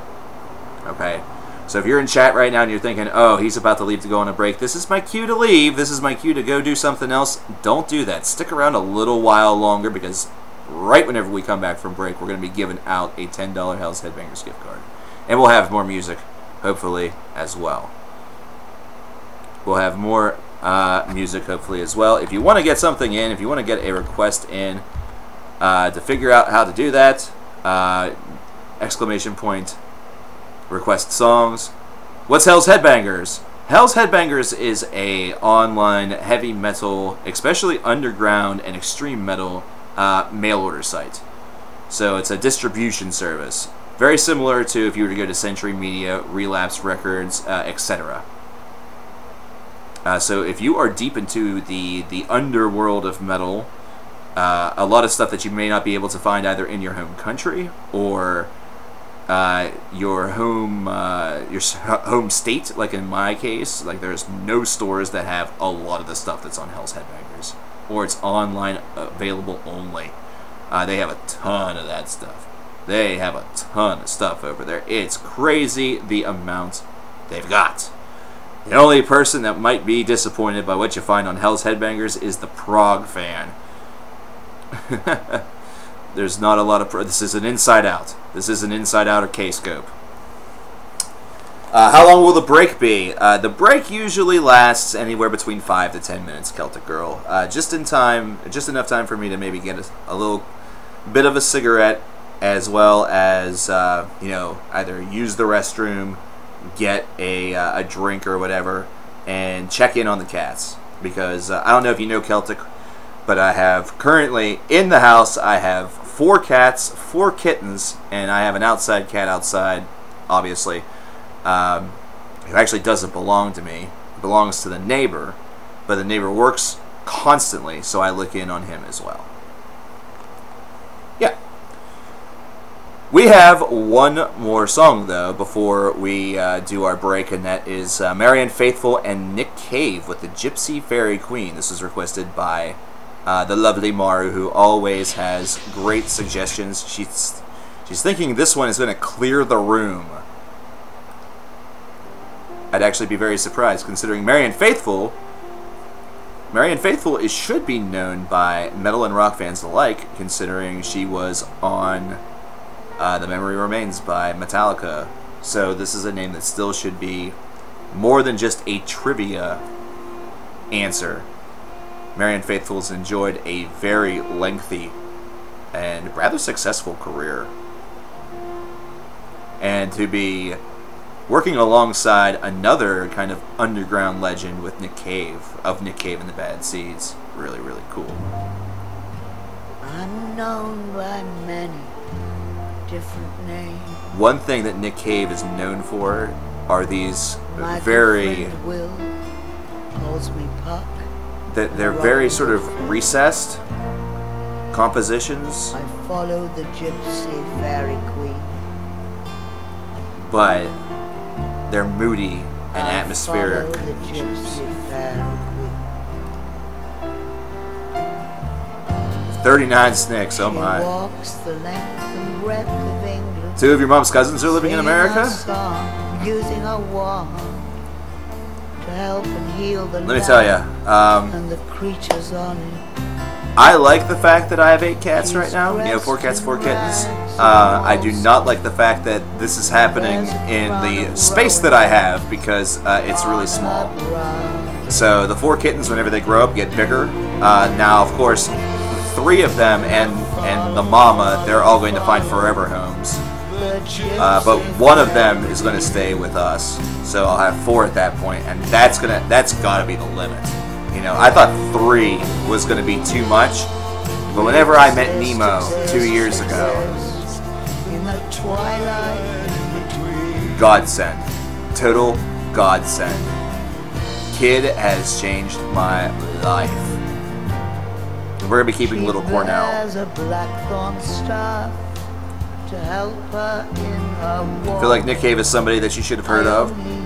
Nick Cave and the Bad Seeds. They are, like I said, they're a rock band that has influences of art rock. There's a little bit of folk every now and again. They're really art rock, I would say, would be the best descriptor for them.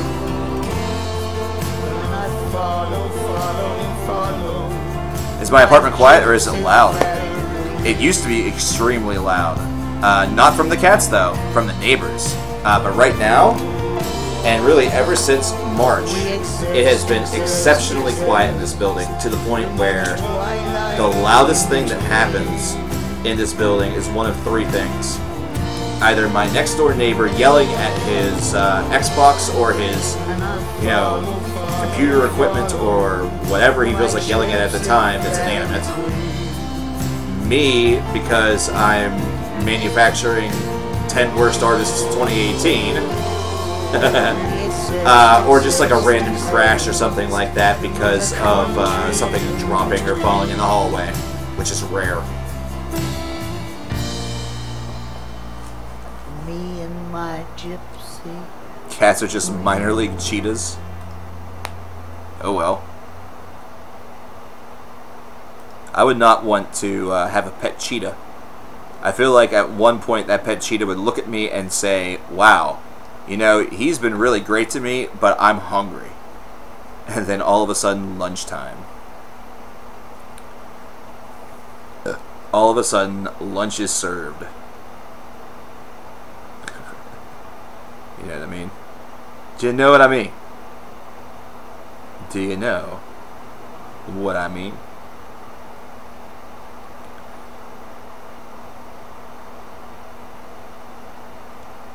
Let's leave to the break. Or we're gonna head to the break, but I always like to leave you guys with a little bit of something to listen to.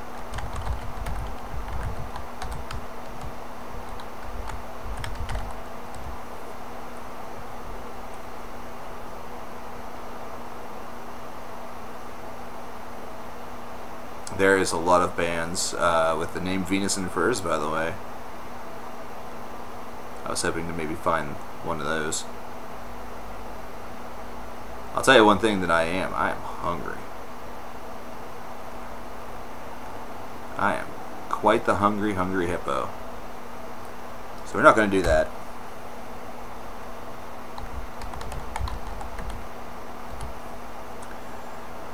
We won't give you that.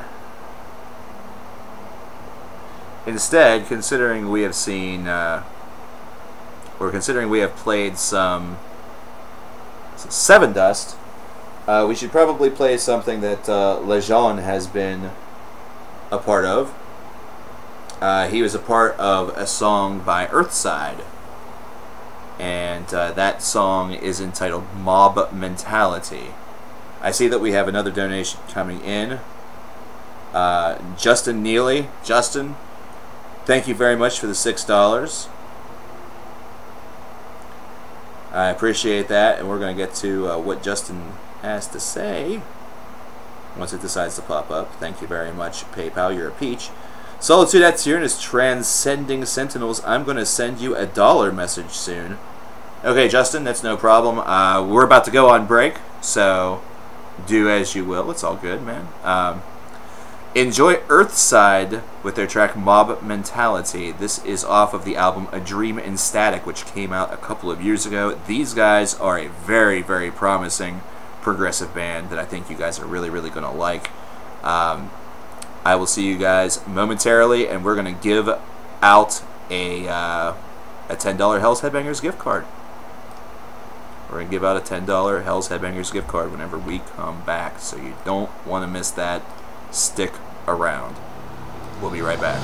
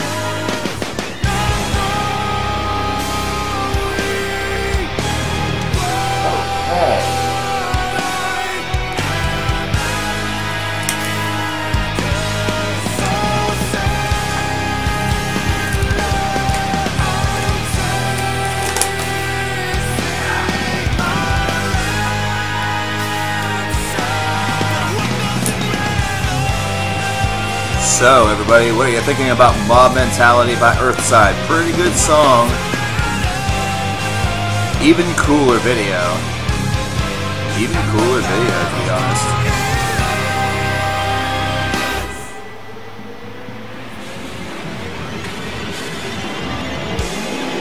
So,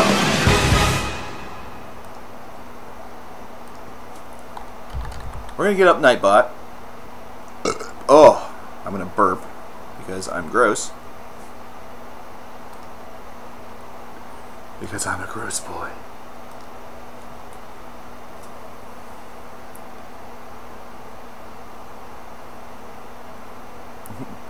Throwing up is probably not a good idea. Ah, dream of immortality as opposed to transcending sentinels? Okay, no problem, Justin. Thank you for the email to clarify. Somebody apparently wants to send me a message. Well, they're gonna have to wait. They're gonna have to wait. We be streaming. We be streaming, damn it. We be streaming. So, giveaways work very, very easily. Everybody is able to join. All you have to do is type a message in the chat. That is the only sole eligibility requirement that there is. And then chat will randomly roll, or Nightbot should I say, will randomly roll an active user. So you're going to want to be active. So definitely send a message. In fact, I will be getting on an active user under my alternate account. Now newly modded, by the way. Go ahead and do it right now. Go ahead and say something right now. And what happens is that Nightbot will randomly select a winner, and that winner will get a $10 gift card for Hell's Headbangers. That is how that works. That is one of the cool things about Nightbot that I really, really, really enjoy, so you're going to want to be active. Balloon Man going with yeet. With a yeet.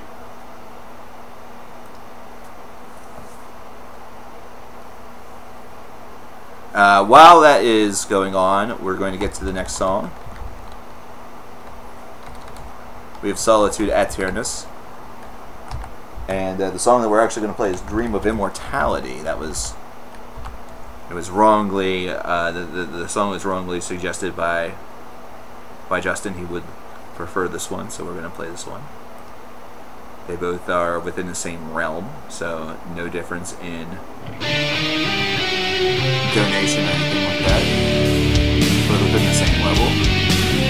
This song dates all the way back to 1991, I want to say. Yeah, this is off of Into the Depths of Sorrow. This is old school Solitude. Got 11 people so far that has been... We have 11 people so far that have entered. I see there's 19 here that are watching. So wake up if you are out there. Get yourself included. Get yourself included. Mods are allowed as well. That's one thing. I have made it so because CKN vs. the World, which was a other channel of mine, is a mod. And CKN vs. the World also represents not me keeping the prize for myself, but it's actually for Justin Nealing, who is in chat all the time, but is never able to post because of the peripheral that he is on. So he has been one of the biggest donors. He has been one of the biggest donors throughout the course. You know, if they deliver to England, Mikey, my friend, this will be delivered to your email, and they definitely do international delivery. They deliver to everywhere.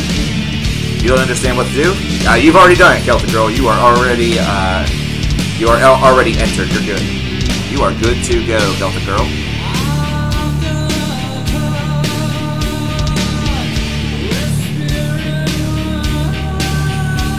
In fact,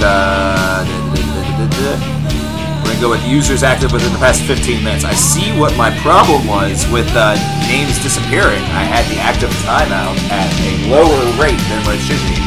So, people who are active in the past 15 minutes are going to be eligible to win.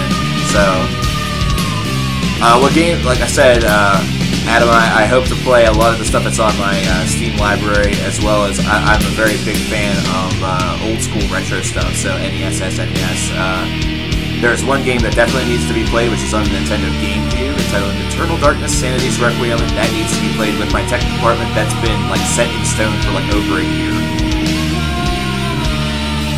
Okay, see you later, Svetlana. Svetlana, if you end up winning, I will let you know over on Instagram.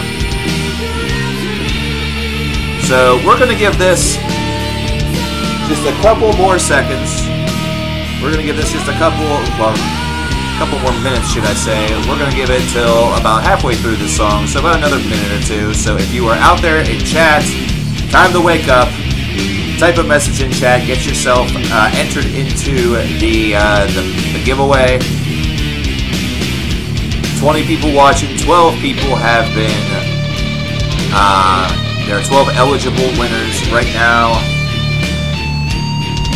Boss Baby Part 7? What in the world? What the heck is Boss Baby Part 7? Oh my. Somebody has themselves one hell of a screen name. What's the name of this band? This is Solitude Atyrnus. Oliver Hudson, how you doing? How are you? Just by saying hey, you're entered in to potentially win something. How's that? How's that for something cool? You came at the right time. You like Stardust? Good. Good. I like it. Oh, you see me in Jesus chat. Hey, what's up, brother? What's up, brother? Yeah, man. I was just in his chat last night whenever he got that, the 139 where he missed world record by 4 seconds. Dude, that was... I had to look away a couple times, man. I think I was more nervous than he was. I think I was more nervous than he was, man. Have I played any Brazilian bands yet? Today I haven't, but I have in the past. You know? Today, dude, it was such a crazy run, man. I was hoping he got it. I knew he wasn't going to get the 138, but I feel it's really, really close. I'm going to say within the next month, if he plays nightly like he has, that he's going to get it. You don't like the harsh vocals? You know. Always going to be something. You know.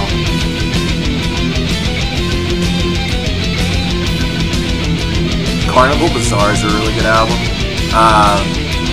You know what's really surprising about Cathedral is that their last album is phenomenal. Their last album is phenomenal. The Last Spire. Woo! What an album that was. Alright, let's do this. 13 people. 13 people, including a Cheezo 5 supporter, which CK Ed Club welcomes you. What's up, man? You're awesome. Oliver Hudson, who's brand new. Most of these other names I've seen before, with the exception of Balloon Man, who also gave his first donation today. Dude, thank you very much once again, Christian. Mikey is in the building. That's the first time I've seen your name, but I think you said you've been lurking before. Celtic Girl, I know I've seen your name before. Correct me if I'm wrong. So hey, let's roll this. Let's roll this. We're about to have ourselves a winner. May the odds be forever in your favor. Here's the roll, and look at that. Look at that. Comes in the chat, maybe for the first time, and wins a prize. Mikey CFC 46. My friend, I hope you have me on Facebook or Twitter or Instagram.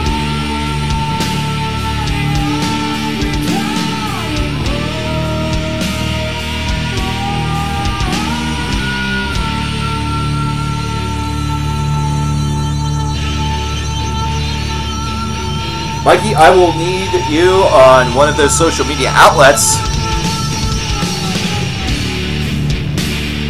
I will need you, Mikey, on one of. Oh, we spoke about Grey Worm. You'll follow me on Twitter. Okay. All I need you to do after that is drop me your email, and then if I need any additional information from you, Mikey, such as name and address, I will follow up with you on there. Considering this is just a $10 gift card, you'll probably get that paid out on Friday, though if not, Most prizes are given out whenever I get paid for this month, which is next month, so in October the 21st. I'll keep you updated and informed. But I have a feeling I'll be able to pay this one out on Friday. Mikey is winning a $10 gift certificate, a gift card to the Hell's Headbangers website. For that distribution. So he has $10 that he can use for pretty much whatever he wants. And that is active, I believe, for either 12 or 18 months. And it's active for quite some time. Now that the numbers game is gone, you'll never win again. Nightbot has the option for the numbers game, Lurch. And for bigger prizes, I will still probably utilize that. Just as an FYI. Just as an FYI, I will still probably utilize that for larger prizes. Because I can do some pretty cool stuff with Nightbot, which I'm very pleased with. One guy whom I watch built his own choice maker, where it's essentially, you know, just a random person generator, but it is very visual, you know. So instead of going to a website such as like Wheel Decide or something and having a wheel spin, he has something that actually he programmed himself, places the avatar right there. Has the follower and subscription status, because this is on Twitch. Boss Baby, you may or may not know him. Game J06, Big John. I don't know if you know Big John or not. If not, you should definitely check him out. Dude is a fantastic streamer. He's actually live right now. I'll probably scope out part of his stream after mine concludes, which is going to be in about 45 minutes. Have I heard the new Toby Driver album? Not yet, and that's bad, because I'm a massive Modelin fan. I'm a big KO Dot fan. In the Library Loft is in the freaking weirdest shit, man. Like, very abstract minimal. So I'm curious to see what Toby's able to dream up. I follow Toby on Facebook, and I follow KO over on Instagram. So I've been getting a lot of stuff about some of the projects they're working on, some of the stuff he's doing with oh shit, what's her name? His girlfriend. She has a name that was always like I never thought I would meet a girl with this name. Shit. Are my Twitter DMs not open? They should be. My Twitter DMs should 100% be open. You should be able to very easily DM me. I haven't even seen that you followed me yet. So, you might be something where you have to follow first. Wait, what's all this nonsense? Oh, there you are. There you are. I'm going to follow you back, and I'll send you a message. Sup, man. Congrats. You should have a message from me. Balloon Man, I will see you later. Thanks for stopping by. Thanks for stopping by. Michael says that his favorite Cathedral album is The Ethereal Mirror. Dude, not a bad selection at all. Very, very good album. A classic of the genre, some would say.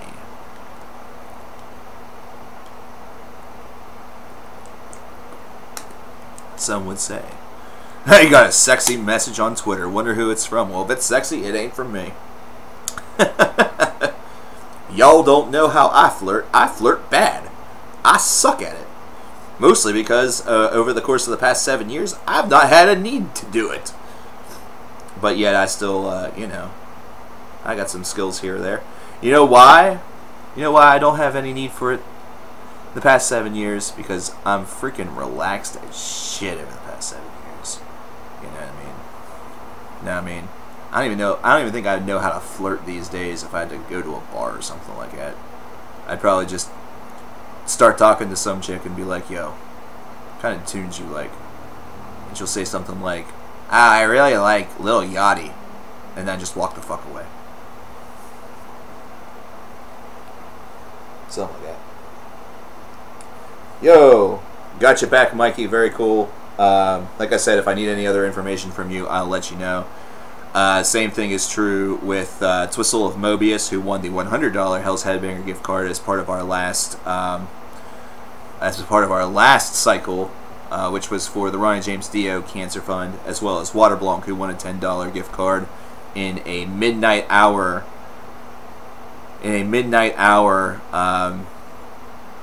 Two-person, I guess, spin-off because of some issues that we were initially having with Nightbot back then that have been taken care of. Miss CKN must be lovely then? She's alright. You know. What do we do on most nights? We sit around and watch TV. We marathon through a lot of the same shows. Sometimes we try new ones. I'm more ambitious whenever it comes to that. I think. I could be wrong. Maybe she's watching stuff whenever I'm not looking. But right now we're running through the Golden Girls. And I am not ashamed to say that whatsoever, because that show's hysterical. I don't care. I don't care. We shoot through the Golden Girls right now. Estelle Getty is amazing. Has great timing. Has great timing. You know, she's alright. We good. Everything fine. We in this. I don't like the whole, you know, you're not going to hear me say, yeah, she's my bae, she's my boo, she my boo thing, boo kitty. I don't know. I had one person a long time ago called me boo, and it felt really weird. It felt really odd, and I didn't like it. I didn't like it at all. Like, I didn't have the heart to be like, listen, that whole boo thing, don't do that ever again. Like, yo, don't do that ever again. Not unless I'm dressed up as a ghost and we're going to a Halloween party. Hey, there is no music right now. We don't have anything right now to play. Actually, we do. Actually, we do. We have Maru coming in with an $8 donation, so we do have something to play. It just popped up. Last time I looked at my phone, not there. Look down now, it's there. We have two songs, actually. We have Mastered Them All by Burning Point and Forever Blind by Satan's Fall. The $8 drop. Hey, now that we have gotten that incentive handled, our next quest is $500. So double what we just achieved. We're already $14.59 into that.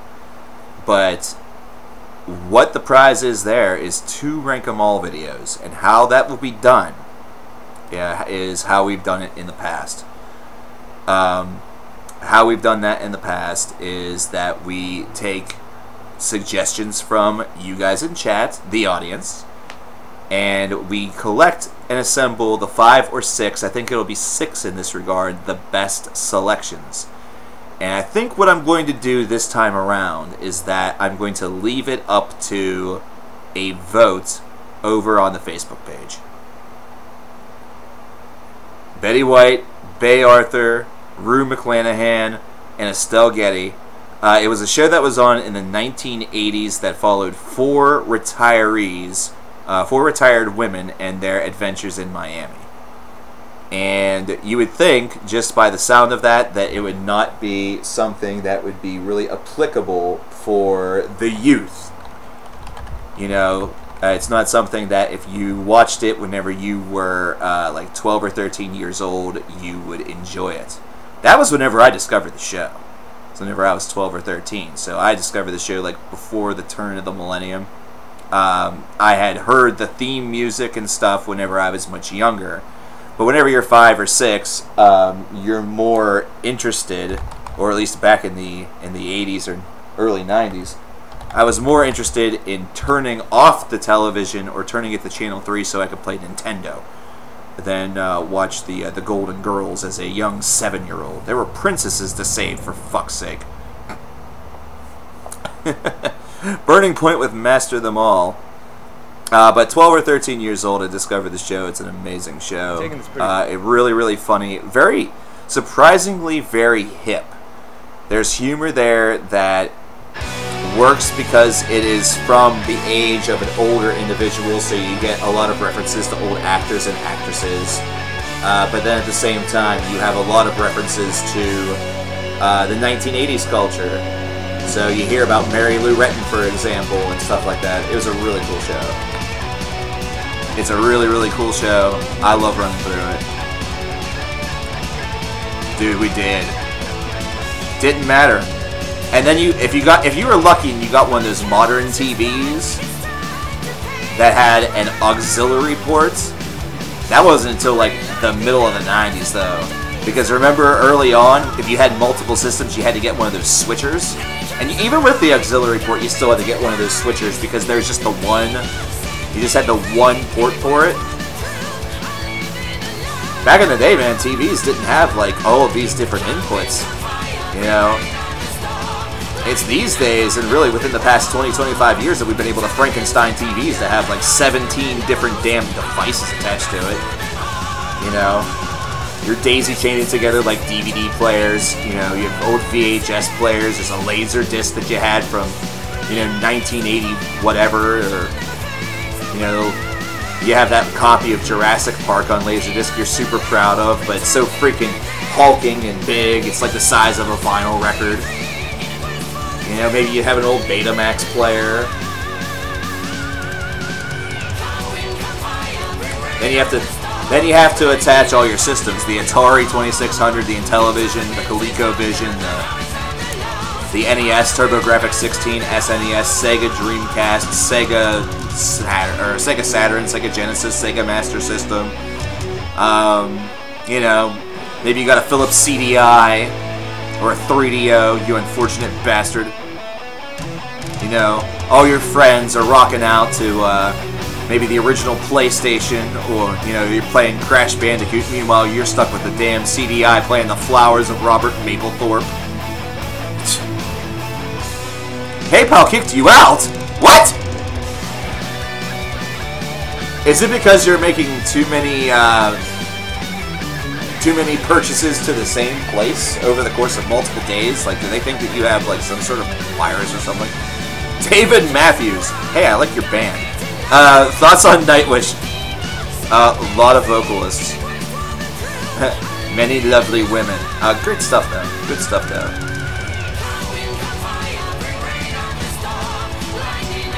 Have I heard of dementia access from napalm access? I don't know what that means. Might be a sign. That's true. I had somebody else that had that problem. Waterblanc had that issue as well.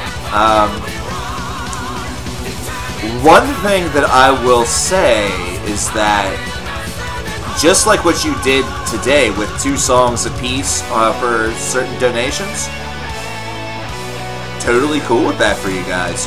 That's fine. We can do that. Do I like churches? Do I like churches? No, not really. I'm not a fan of Purvis or Paris either. And I saw Purvis or Paris live whenever I went to see... I think that was whenever I went to see Muse, actually. And wasn't really all that impressed.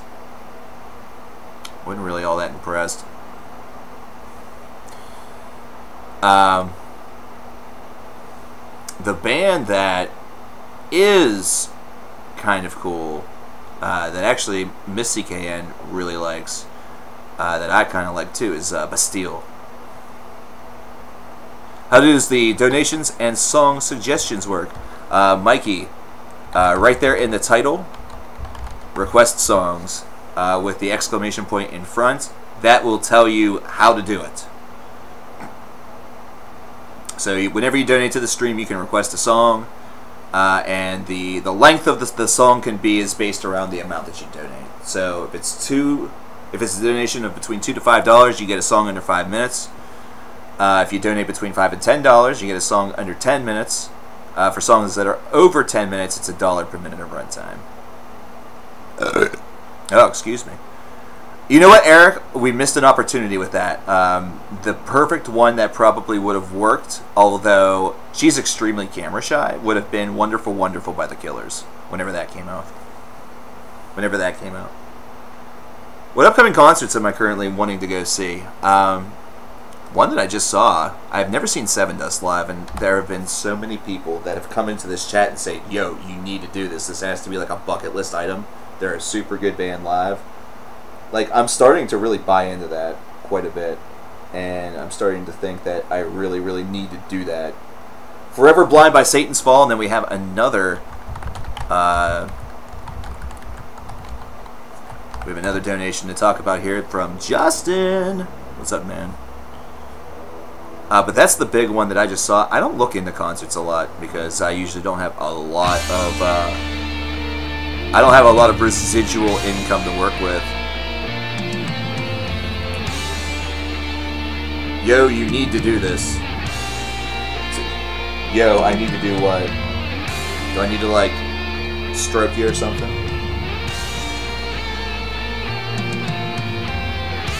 What's up, brother? Stained Nameless. That's for giving me a way to win. Hey, Justin. That was one of the big reasons why I wanted to get Nightbot. Because it was the only way that I could get an inclusion like that. Whatever I was saying, oh, see Seven Dust live. That's what a lot of people were saying, and I like Seven Dust back in the day, late 1990s. I kind of, like, stopped listening to them. Like, I kind of fell out of, not so much out of love with them, I just didn't really look into them very hardcore. My best friend was a big Seven Dust fan, and whenever I saw him kind of getting less and less enthused about the albums, I knew that something was up. I think that his tastes were simply changing, though, because most of the stuff that I hear from Seven Dust is at least comparable. You know, it's not comparable, it's, you know, serviceable music. Oh, God. Yes, yes, Rose is very, very big into cheese making, stamp collecting, and Viking history.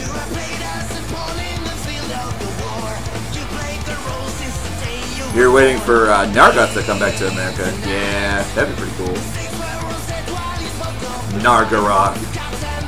It's one step away from Sephiroth. It might actually be one of the Sephers. I don't know. I don't know how this works. I'm dumb. Mikey! Mikey wins a prize, and then Mikey decides to donate to the stream. Dude, thank you very much. Hey, man. I'm not sure if you were unable to type your comment, but what song would you like to hear, dude? What song would you like to hear, my friend? Neil Petrosa is a Lana Del Rey fan. I'm not surprised. Lana Del Rey has a lot of fans out of different genres and everything. She's kind of transcended when it comes to her fan base. I think that there are secret heavy metal Lady Gaga fans too, which is honestly fair. I think that's honestly very fair. Thanks, Mikey. I appreciate that. That $8 is going to be added on. Silver Team by summoning. We can do that. Absolutely, my friend. We can do that. Thanks again. Let me get that. You didn't get the option to type. I'm not surprised. Everything seems broken. Everything is broken in one way or the next. Like, I see some folks trying to type with Super Chat. Like, if I try to do a Super Chat, I'm limited to like 50 characters or something. But then again, I only try that on mobile. No Viking history. I'm part Norwegian. I'm fairly certain that most of what Rose mentions on the Golden Girls is not legit. I'm pretty sure a lot of it's made up. I'm pretty sure a lot of it is made up, if I'm being real. Like, talking about herring festivals and things like that. I think it's all done mostly for comedy. It's the 80s, you know. In the 80s, you just have a real quirky character who kind of spouts off nonsense, but it's very, very important to them because it's part of their heritage or their hometown or whatever. And there you go. There you go. You have yourself a concept. You have yourself a concept for a show. But Mikey, yeah, we will get into some summoning after Nameless from Stained. So we will get that in here. This was from Justin Neely. He likes to request a lot of stuff from Tormented by Stain, which is their first album, which preceded, which is before Break the Cycle and Dysfunctional. So this is old stuff whenever it comes to metal. Would I consider ghost metal? I don't think it really matters. I'll radio metal if you want, that's okay. All I say and do is nonsense. That's why we're friends. That's why we friends. That's most of what I do too. Most of what I do and say is absolutely ridiculous. It's dumb.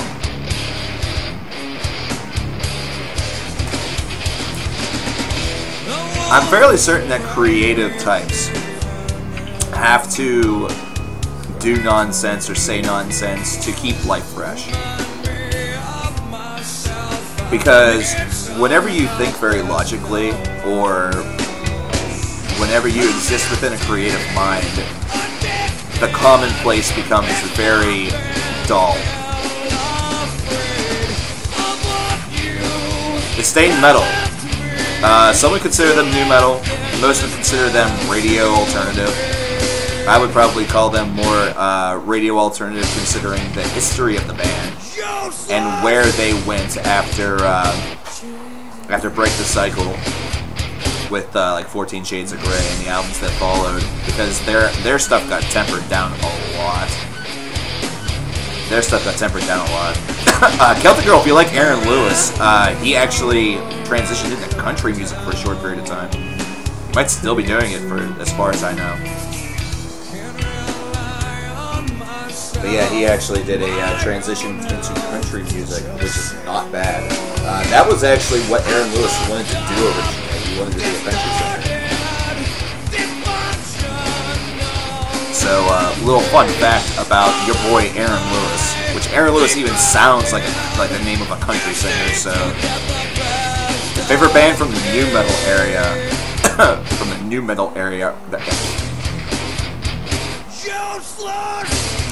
Favorite band from the new metal era.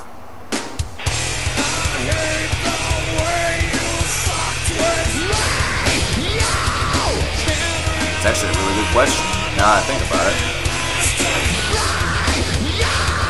I know the band I enjoyed the most back then was Korn. I really like Follow the Leader a lot. I like the album Getting It. If we're talking right now, I don't know. It's a great question.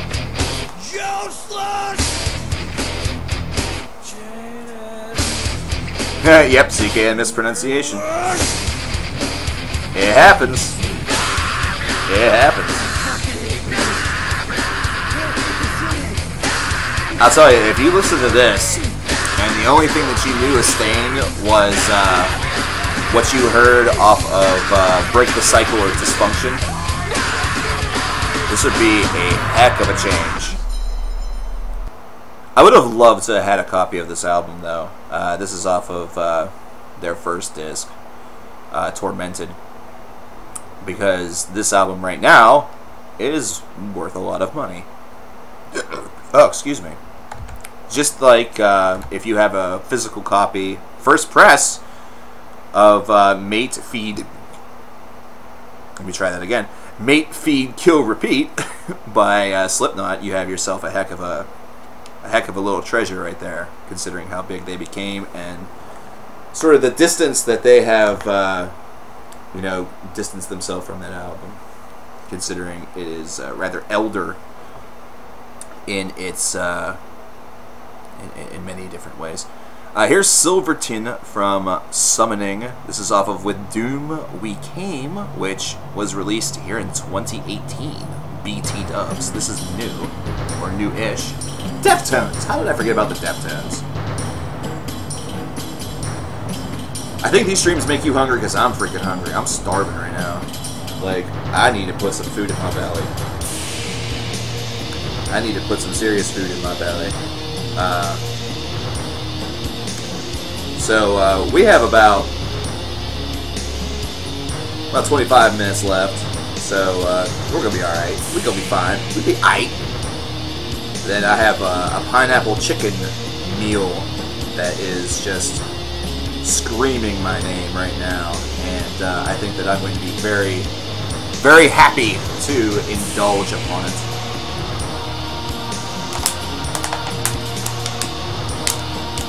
I'm going to be very happy to indulge upon it, though I will say this, between you and me, may not be enough. This fat kid might have to go to Subway, get one of those delicious 12 inches. Or, you know what? Maybe it's a night to go to the Chinese buffet.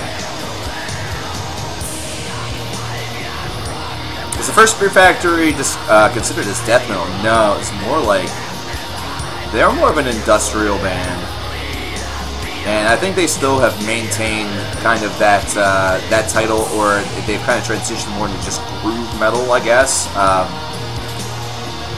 They're a tough nut to kind of just drop down, you know, and exactly pinpoint what it's all about. You haven't had food in a week. No wonder you're like a wire, dude. You're like a wire. I'm like a wire that has a big stomach. I'm like a wire that has a gut. Not really. Funny thing is, everyone thinks I'm fat. Like, there's a lot of people that, of course, they reply with the and it might just be, you know, it's just the YouTube thing. Everyone's like, oh, well, this fat fucker trying to tell me how I should feel about something. You know, barely 200 pounds. Barely, might be 210 at the maximum now. Last year, on the other hand, they might have had some credence. I was like 20 to 25 pounds heavier last year. Oh, geez, you had 2 teeth removed last week? One of my neighbors just had his wisdom teeth extracted, so he's like... He's on a different cloud right now, on the good drugs that would be nice to have, you know. How tall am I? I'm 5'11". Oh, you're doing a keto diet. Wow, 20 kilograms since July. Dude, what's your goal, Paradise Pythons? What is your goal loss? Because that seems like really good progress. It seems like exceptionally good progress.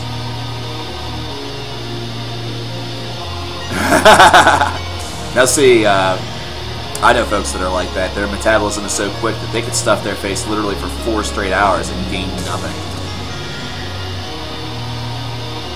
Another 20 or 30 kilos? Dude, you're making great progress. You've lost 20 kilos in 2 months. You keep it up. Wow, water plum. That is a nice loss, man. 83 pounds, or not 83 pounds. That's the opposite. 76 pounds. Only one guy bashes your English on YouTube. I think your English is fine. I think your English is A-okay. Isn't that crazy how easy it is? One of the big things that has helped me is that I don't eat large meals anymore. I used to eat very large meals, so I would kind of expect that to be good. Like, I'd be good for like the rest of a night or something like that. No, I would want something to snack on. I'd want to put something else on, you know, in my mouth. So, you know, I am, one of the big things that has helped is smaller portions. Big time. And on days whenever I'm not streaming, because on days that I'm streaming, I tend to forget to eat. I don't know what it is about streaming, but I just neglect to eat.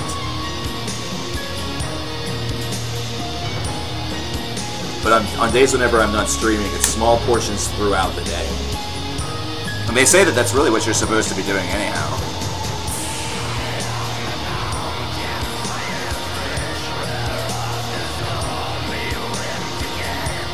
If you want to quit sugar, oh yeah.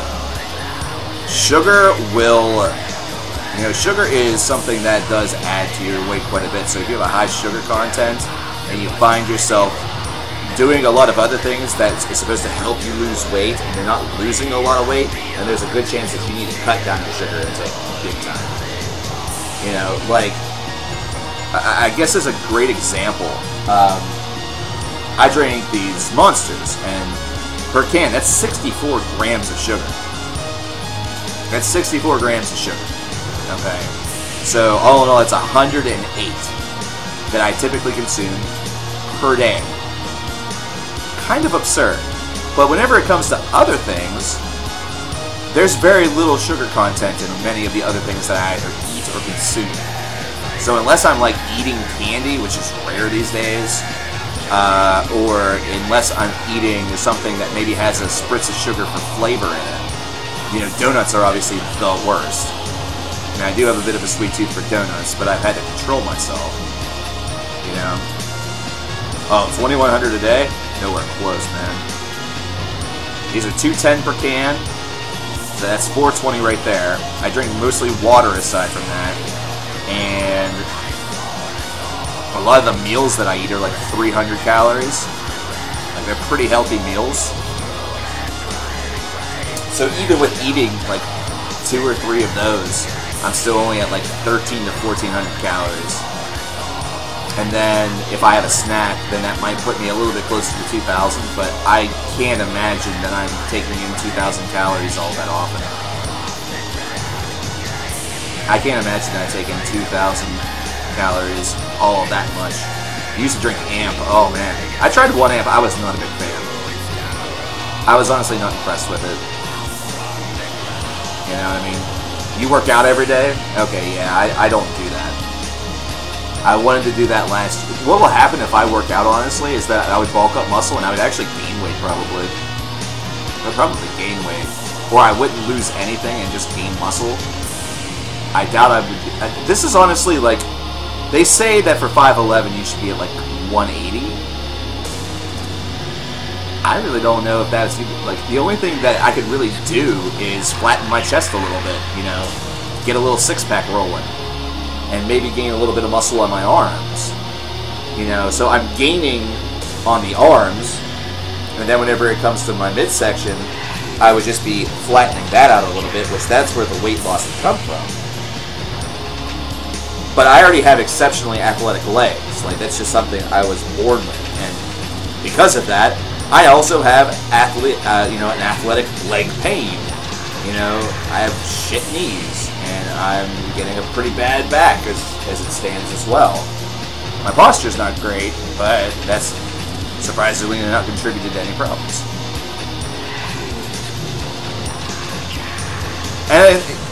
And really, to prove the point of what Brother Nero just said, and really everybody else, health is very much an individual thing, where it is not necessarily going to be the same for every single person. So, you know, on one hand, there are guidelines that you could certainly utilize in order to help yourself a little bit, put yourself in the right direction. You know, certain things that are not so much universally true, but tend to be well-balanced ideas, or ones that are supported by a healthy amount of research. You know, it's just humanity. You know, it's just how the human anatomy is built up and constructed. There's a lot of others, though. And again, I think that one of the biggest problems that people that do like Weight Watchers or a lot of diets, one of their biggest problems that I think that they have is that they have smaller portions, but they eat a lot more often, which causes them to take in the same amount of calories that they were taking in before. So they claim to be following the diet to the T, but they're not actually adjusting the amount that they're taking in. Either that, or they're only taking in the foods that they like, as opposed to finding a way to make a food that they dislike into something that could be acceptable.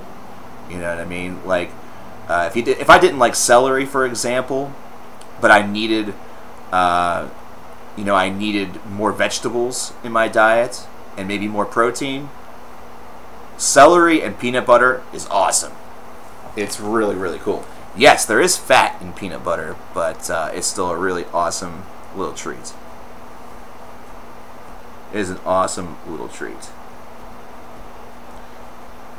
One thing that I've never really been big on, I always thought that if I was one of those, like, have you ever seen those nerdy looking dudes that are super duper muscular?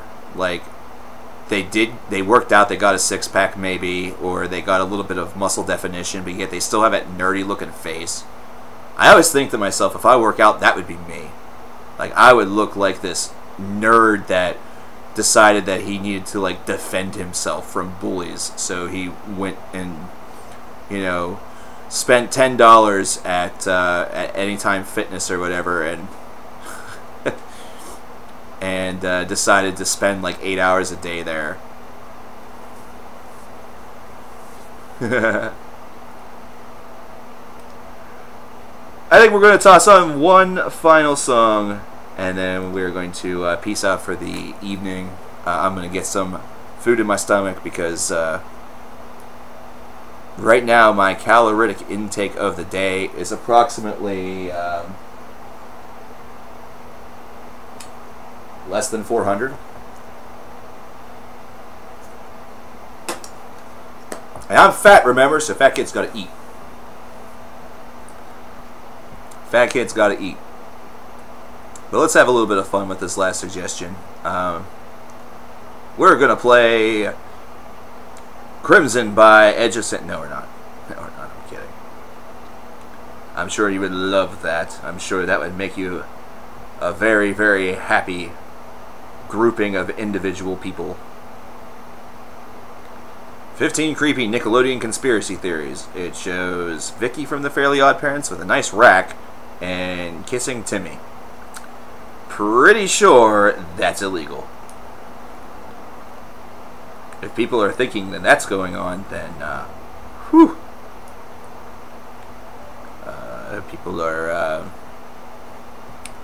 People might be thinking a little too hard. People may be thinking a little bit too hard. So hey, Celtic Girl, you're still here. So we are going to finish up with Trees of Eternity. Your patience has been well rewarded. And we always play the same song from Trees. We play Eye of Night, phenomenal track. We're going to end the stream on it. So this ending to today's stream. And by the way, thanks to everybody who donated. Congratulations to our winner, Mikey, who won our incentive for us reaching $250 in the campaign. I appreciate it. I appreciate all you guys. We're going to hopefully trudge forward tomorrow and Friday and get even further along. Maybe we can make it to that $500 incentive by Friday. If not, we still have next week. This ending of the stream has been brought to you by Trees of Eternity, Eye of Night, off of one of the best albums from 2016, which is Hour of the Nightingale by Trees of Eternity. Here's Eye of Night. Hopefully... Nope, just as I thought. I should get this started and just assume there will be a YouTube ad for YouTube music. I'm going to turn this up. Oh!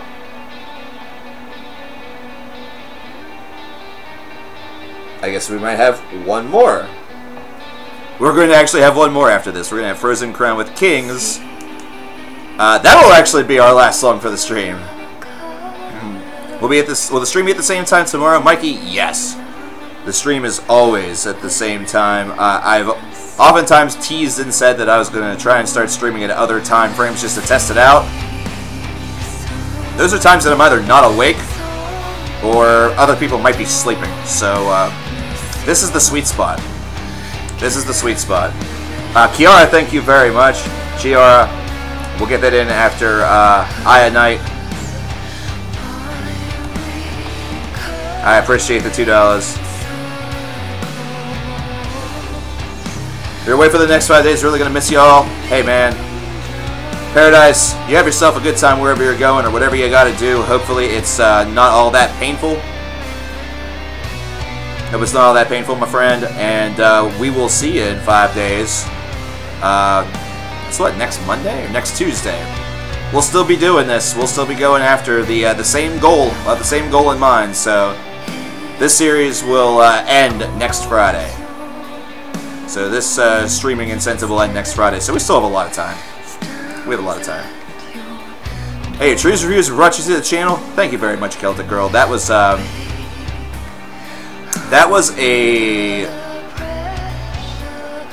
recommended to me from somebody in a.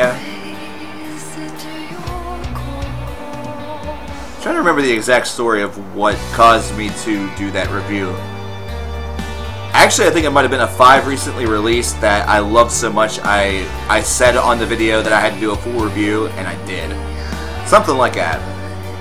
And what happened was, good God.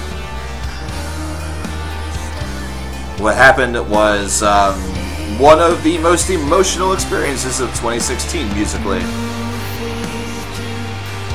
And listening to this song alone in this studio a lot. Not necessarily out of depression, but just out of awe. Just out of awe, and in a weird way, a devastating happiness. Because it is sad that she is gone, but I'm very happy that we at least got this. Spend days off work with Football Manager all day. Hey. If you enjoy what you're doing, then you keep doing it. What do we have here? Oh! We have Little Cornell. Looky, it's Little Cornell. Little Cornell's first time on camera. This is the kid we're going to be keeping. Yes, he's named after Chris. Look at him, he's just so calm. I don't even know what's going on. I don't even know what's going on. Hopefully he'll get up on my shoulder like a parrot. Like a parrot. Sit on the table. Oh, trust me, Celtic Girl, you'll see a lot of cats during your streams. A lot. He's the little parrot now. I feel like a pirate.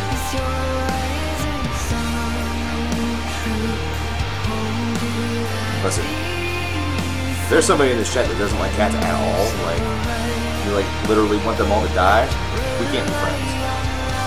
Yeah, he even agrees. He's just like, me. Okay, you. Do the Eric Cartman voice and calling Mr. Q. Yeah, how you doing, Mr. Q? Who's my favorite Mr. Q? You're my favorite Mr. Q. I love you. Hi, Mr. Q. How you doing?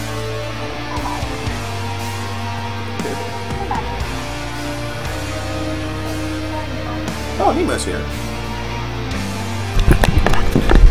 It's Mr. Nemo! Speaking of cats, this is actually the youngest out of all the adults that I know. You just got bunted by him. So, he loves you, chat. That's what that means. It means he loves you.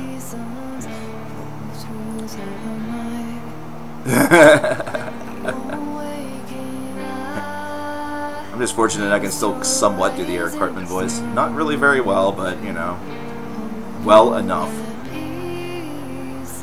But yeah, we have one more song after this, so all that sponsorship blah blah blah blah blah was wrong. Incorrect. Oh my gosh, we have another one! Oh crap. I gotta go, folks! Oh, wait. Oh, this is just a message from Justin. $1 from Justin. That was not the way that was supposed to do, or how that was supposed to work. Rip Gord Downey. Tragically hip. Tragically hip. AKA a Canadian treasure. Man is a legend up there. So anyway, we do have one final song. We have Frozen Crown with Kings. And this will be the last one. So anything else that happens to come out after this, we'll have to hold off until the next stream. We'll have to hold off until the next stream. But, oh, excuse me. Because I do need to get something in my stomach or else I'm going to die. I'm going to die. See what Justin has to say. I want to see the details here. Frozen Crown with Kings is what this end of stream is sponsored by. Not by Xfinity or whatever the crap this is. Justin says, with the $1 donation, I'm still planning on sending you some more of them chips. You mentioned it. You mentioned before if they're... God damn it. Try that again. There we go. You mentioned before if there's Flaming Hot Cheetos Puffs. I think I've seen some at Walmart about a month ago. I'll try to send you some. Is there other Flaming Hot flavor chips that you like? Justin, the ones that I'm looking for are the Flaming Hot Habanero Cheetos. So what it is that they have two different varieties. It might just be called just habanero. They had it at my Walmart for about, I want to say 1 or 2 weeks. The first part of the summer, and that was my introduction actually to those style of Cheetos, and I loved them despite the fact that my face felt like it wanted to melt. It was a lot of fun, and by comparison to the regular Flamin' Hots, they were much hotter, like about 10 times hotter. So that's about it. But thank you very much for wanting to send the chips and stuff like that. I appreciate that, man. Justin has a great... There's a local brand, I believe. I don't know if they're national or not. I know you can order stuff from them, and they'll ship it to you. Great brand of snack. Meanwhile, this lady here kind of reminds me of, like, what would happen if Avril Lavigne decided to instead go after Skater Boys. She went after, like, Norsemen. And has herself a hell of a band. So, great pick, Kiara. I appreciate it. Hey, you're very welcome, Celtic Girl. Well, I have a cat there. I got cats everywhere, man. Have I ever eaten a fresh habanero CKN? I'm not a big fan of eating peppers raw. I enjoy having peppers on either sandwiches or, you know, salads or whatever. I've not really ever done raw pepper eating. Not really my thing. But, hey, you. I don't like your girlfriend. I think you need a new one. I could be your girlfriend. They're a good power metal band? I'm definitely hearing that.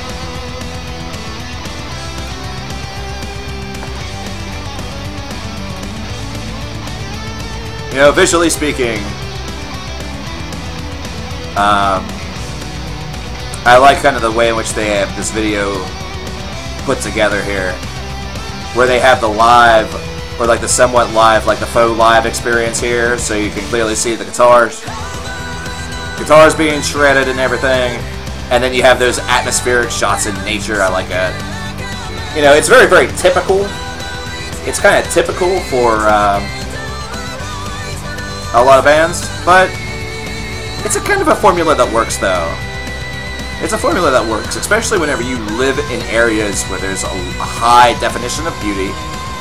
There's a lot of beautiful stuff around. So, for example, if you're a metal band, and you're a power metal band like this, or a folk metal band, or something like that, you're not making your music videos around here. And you might not even be doing it in our mountains either, because you might stumble upon a meth lab. But hey, thanks to everybody who showed up today and hung out for a bit. I love you guys. I will see you once again first thing tomorrow. So that'll be roughly 4 p.m. Eastern Time. So guys, thanks again, and you guys have a good one.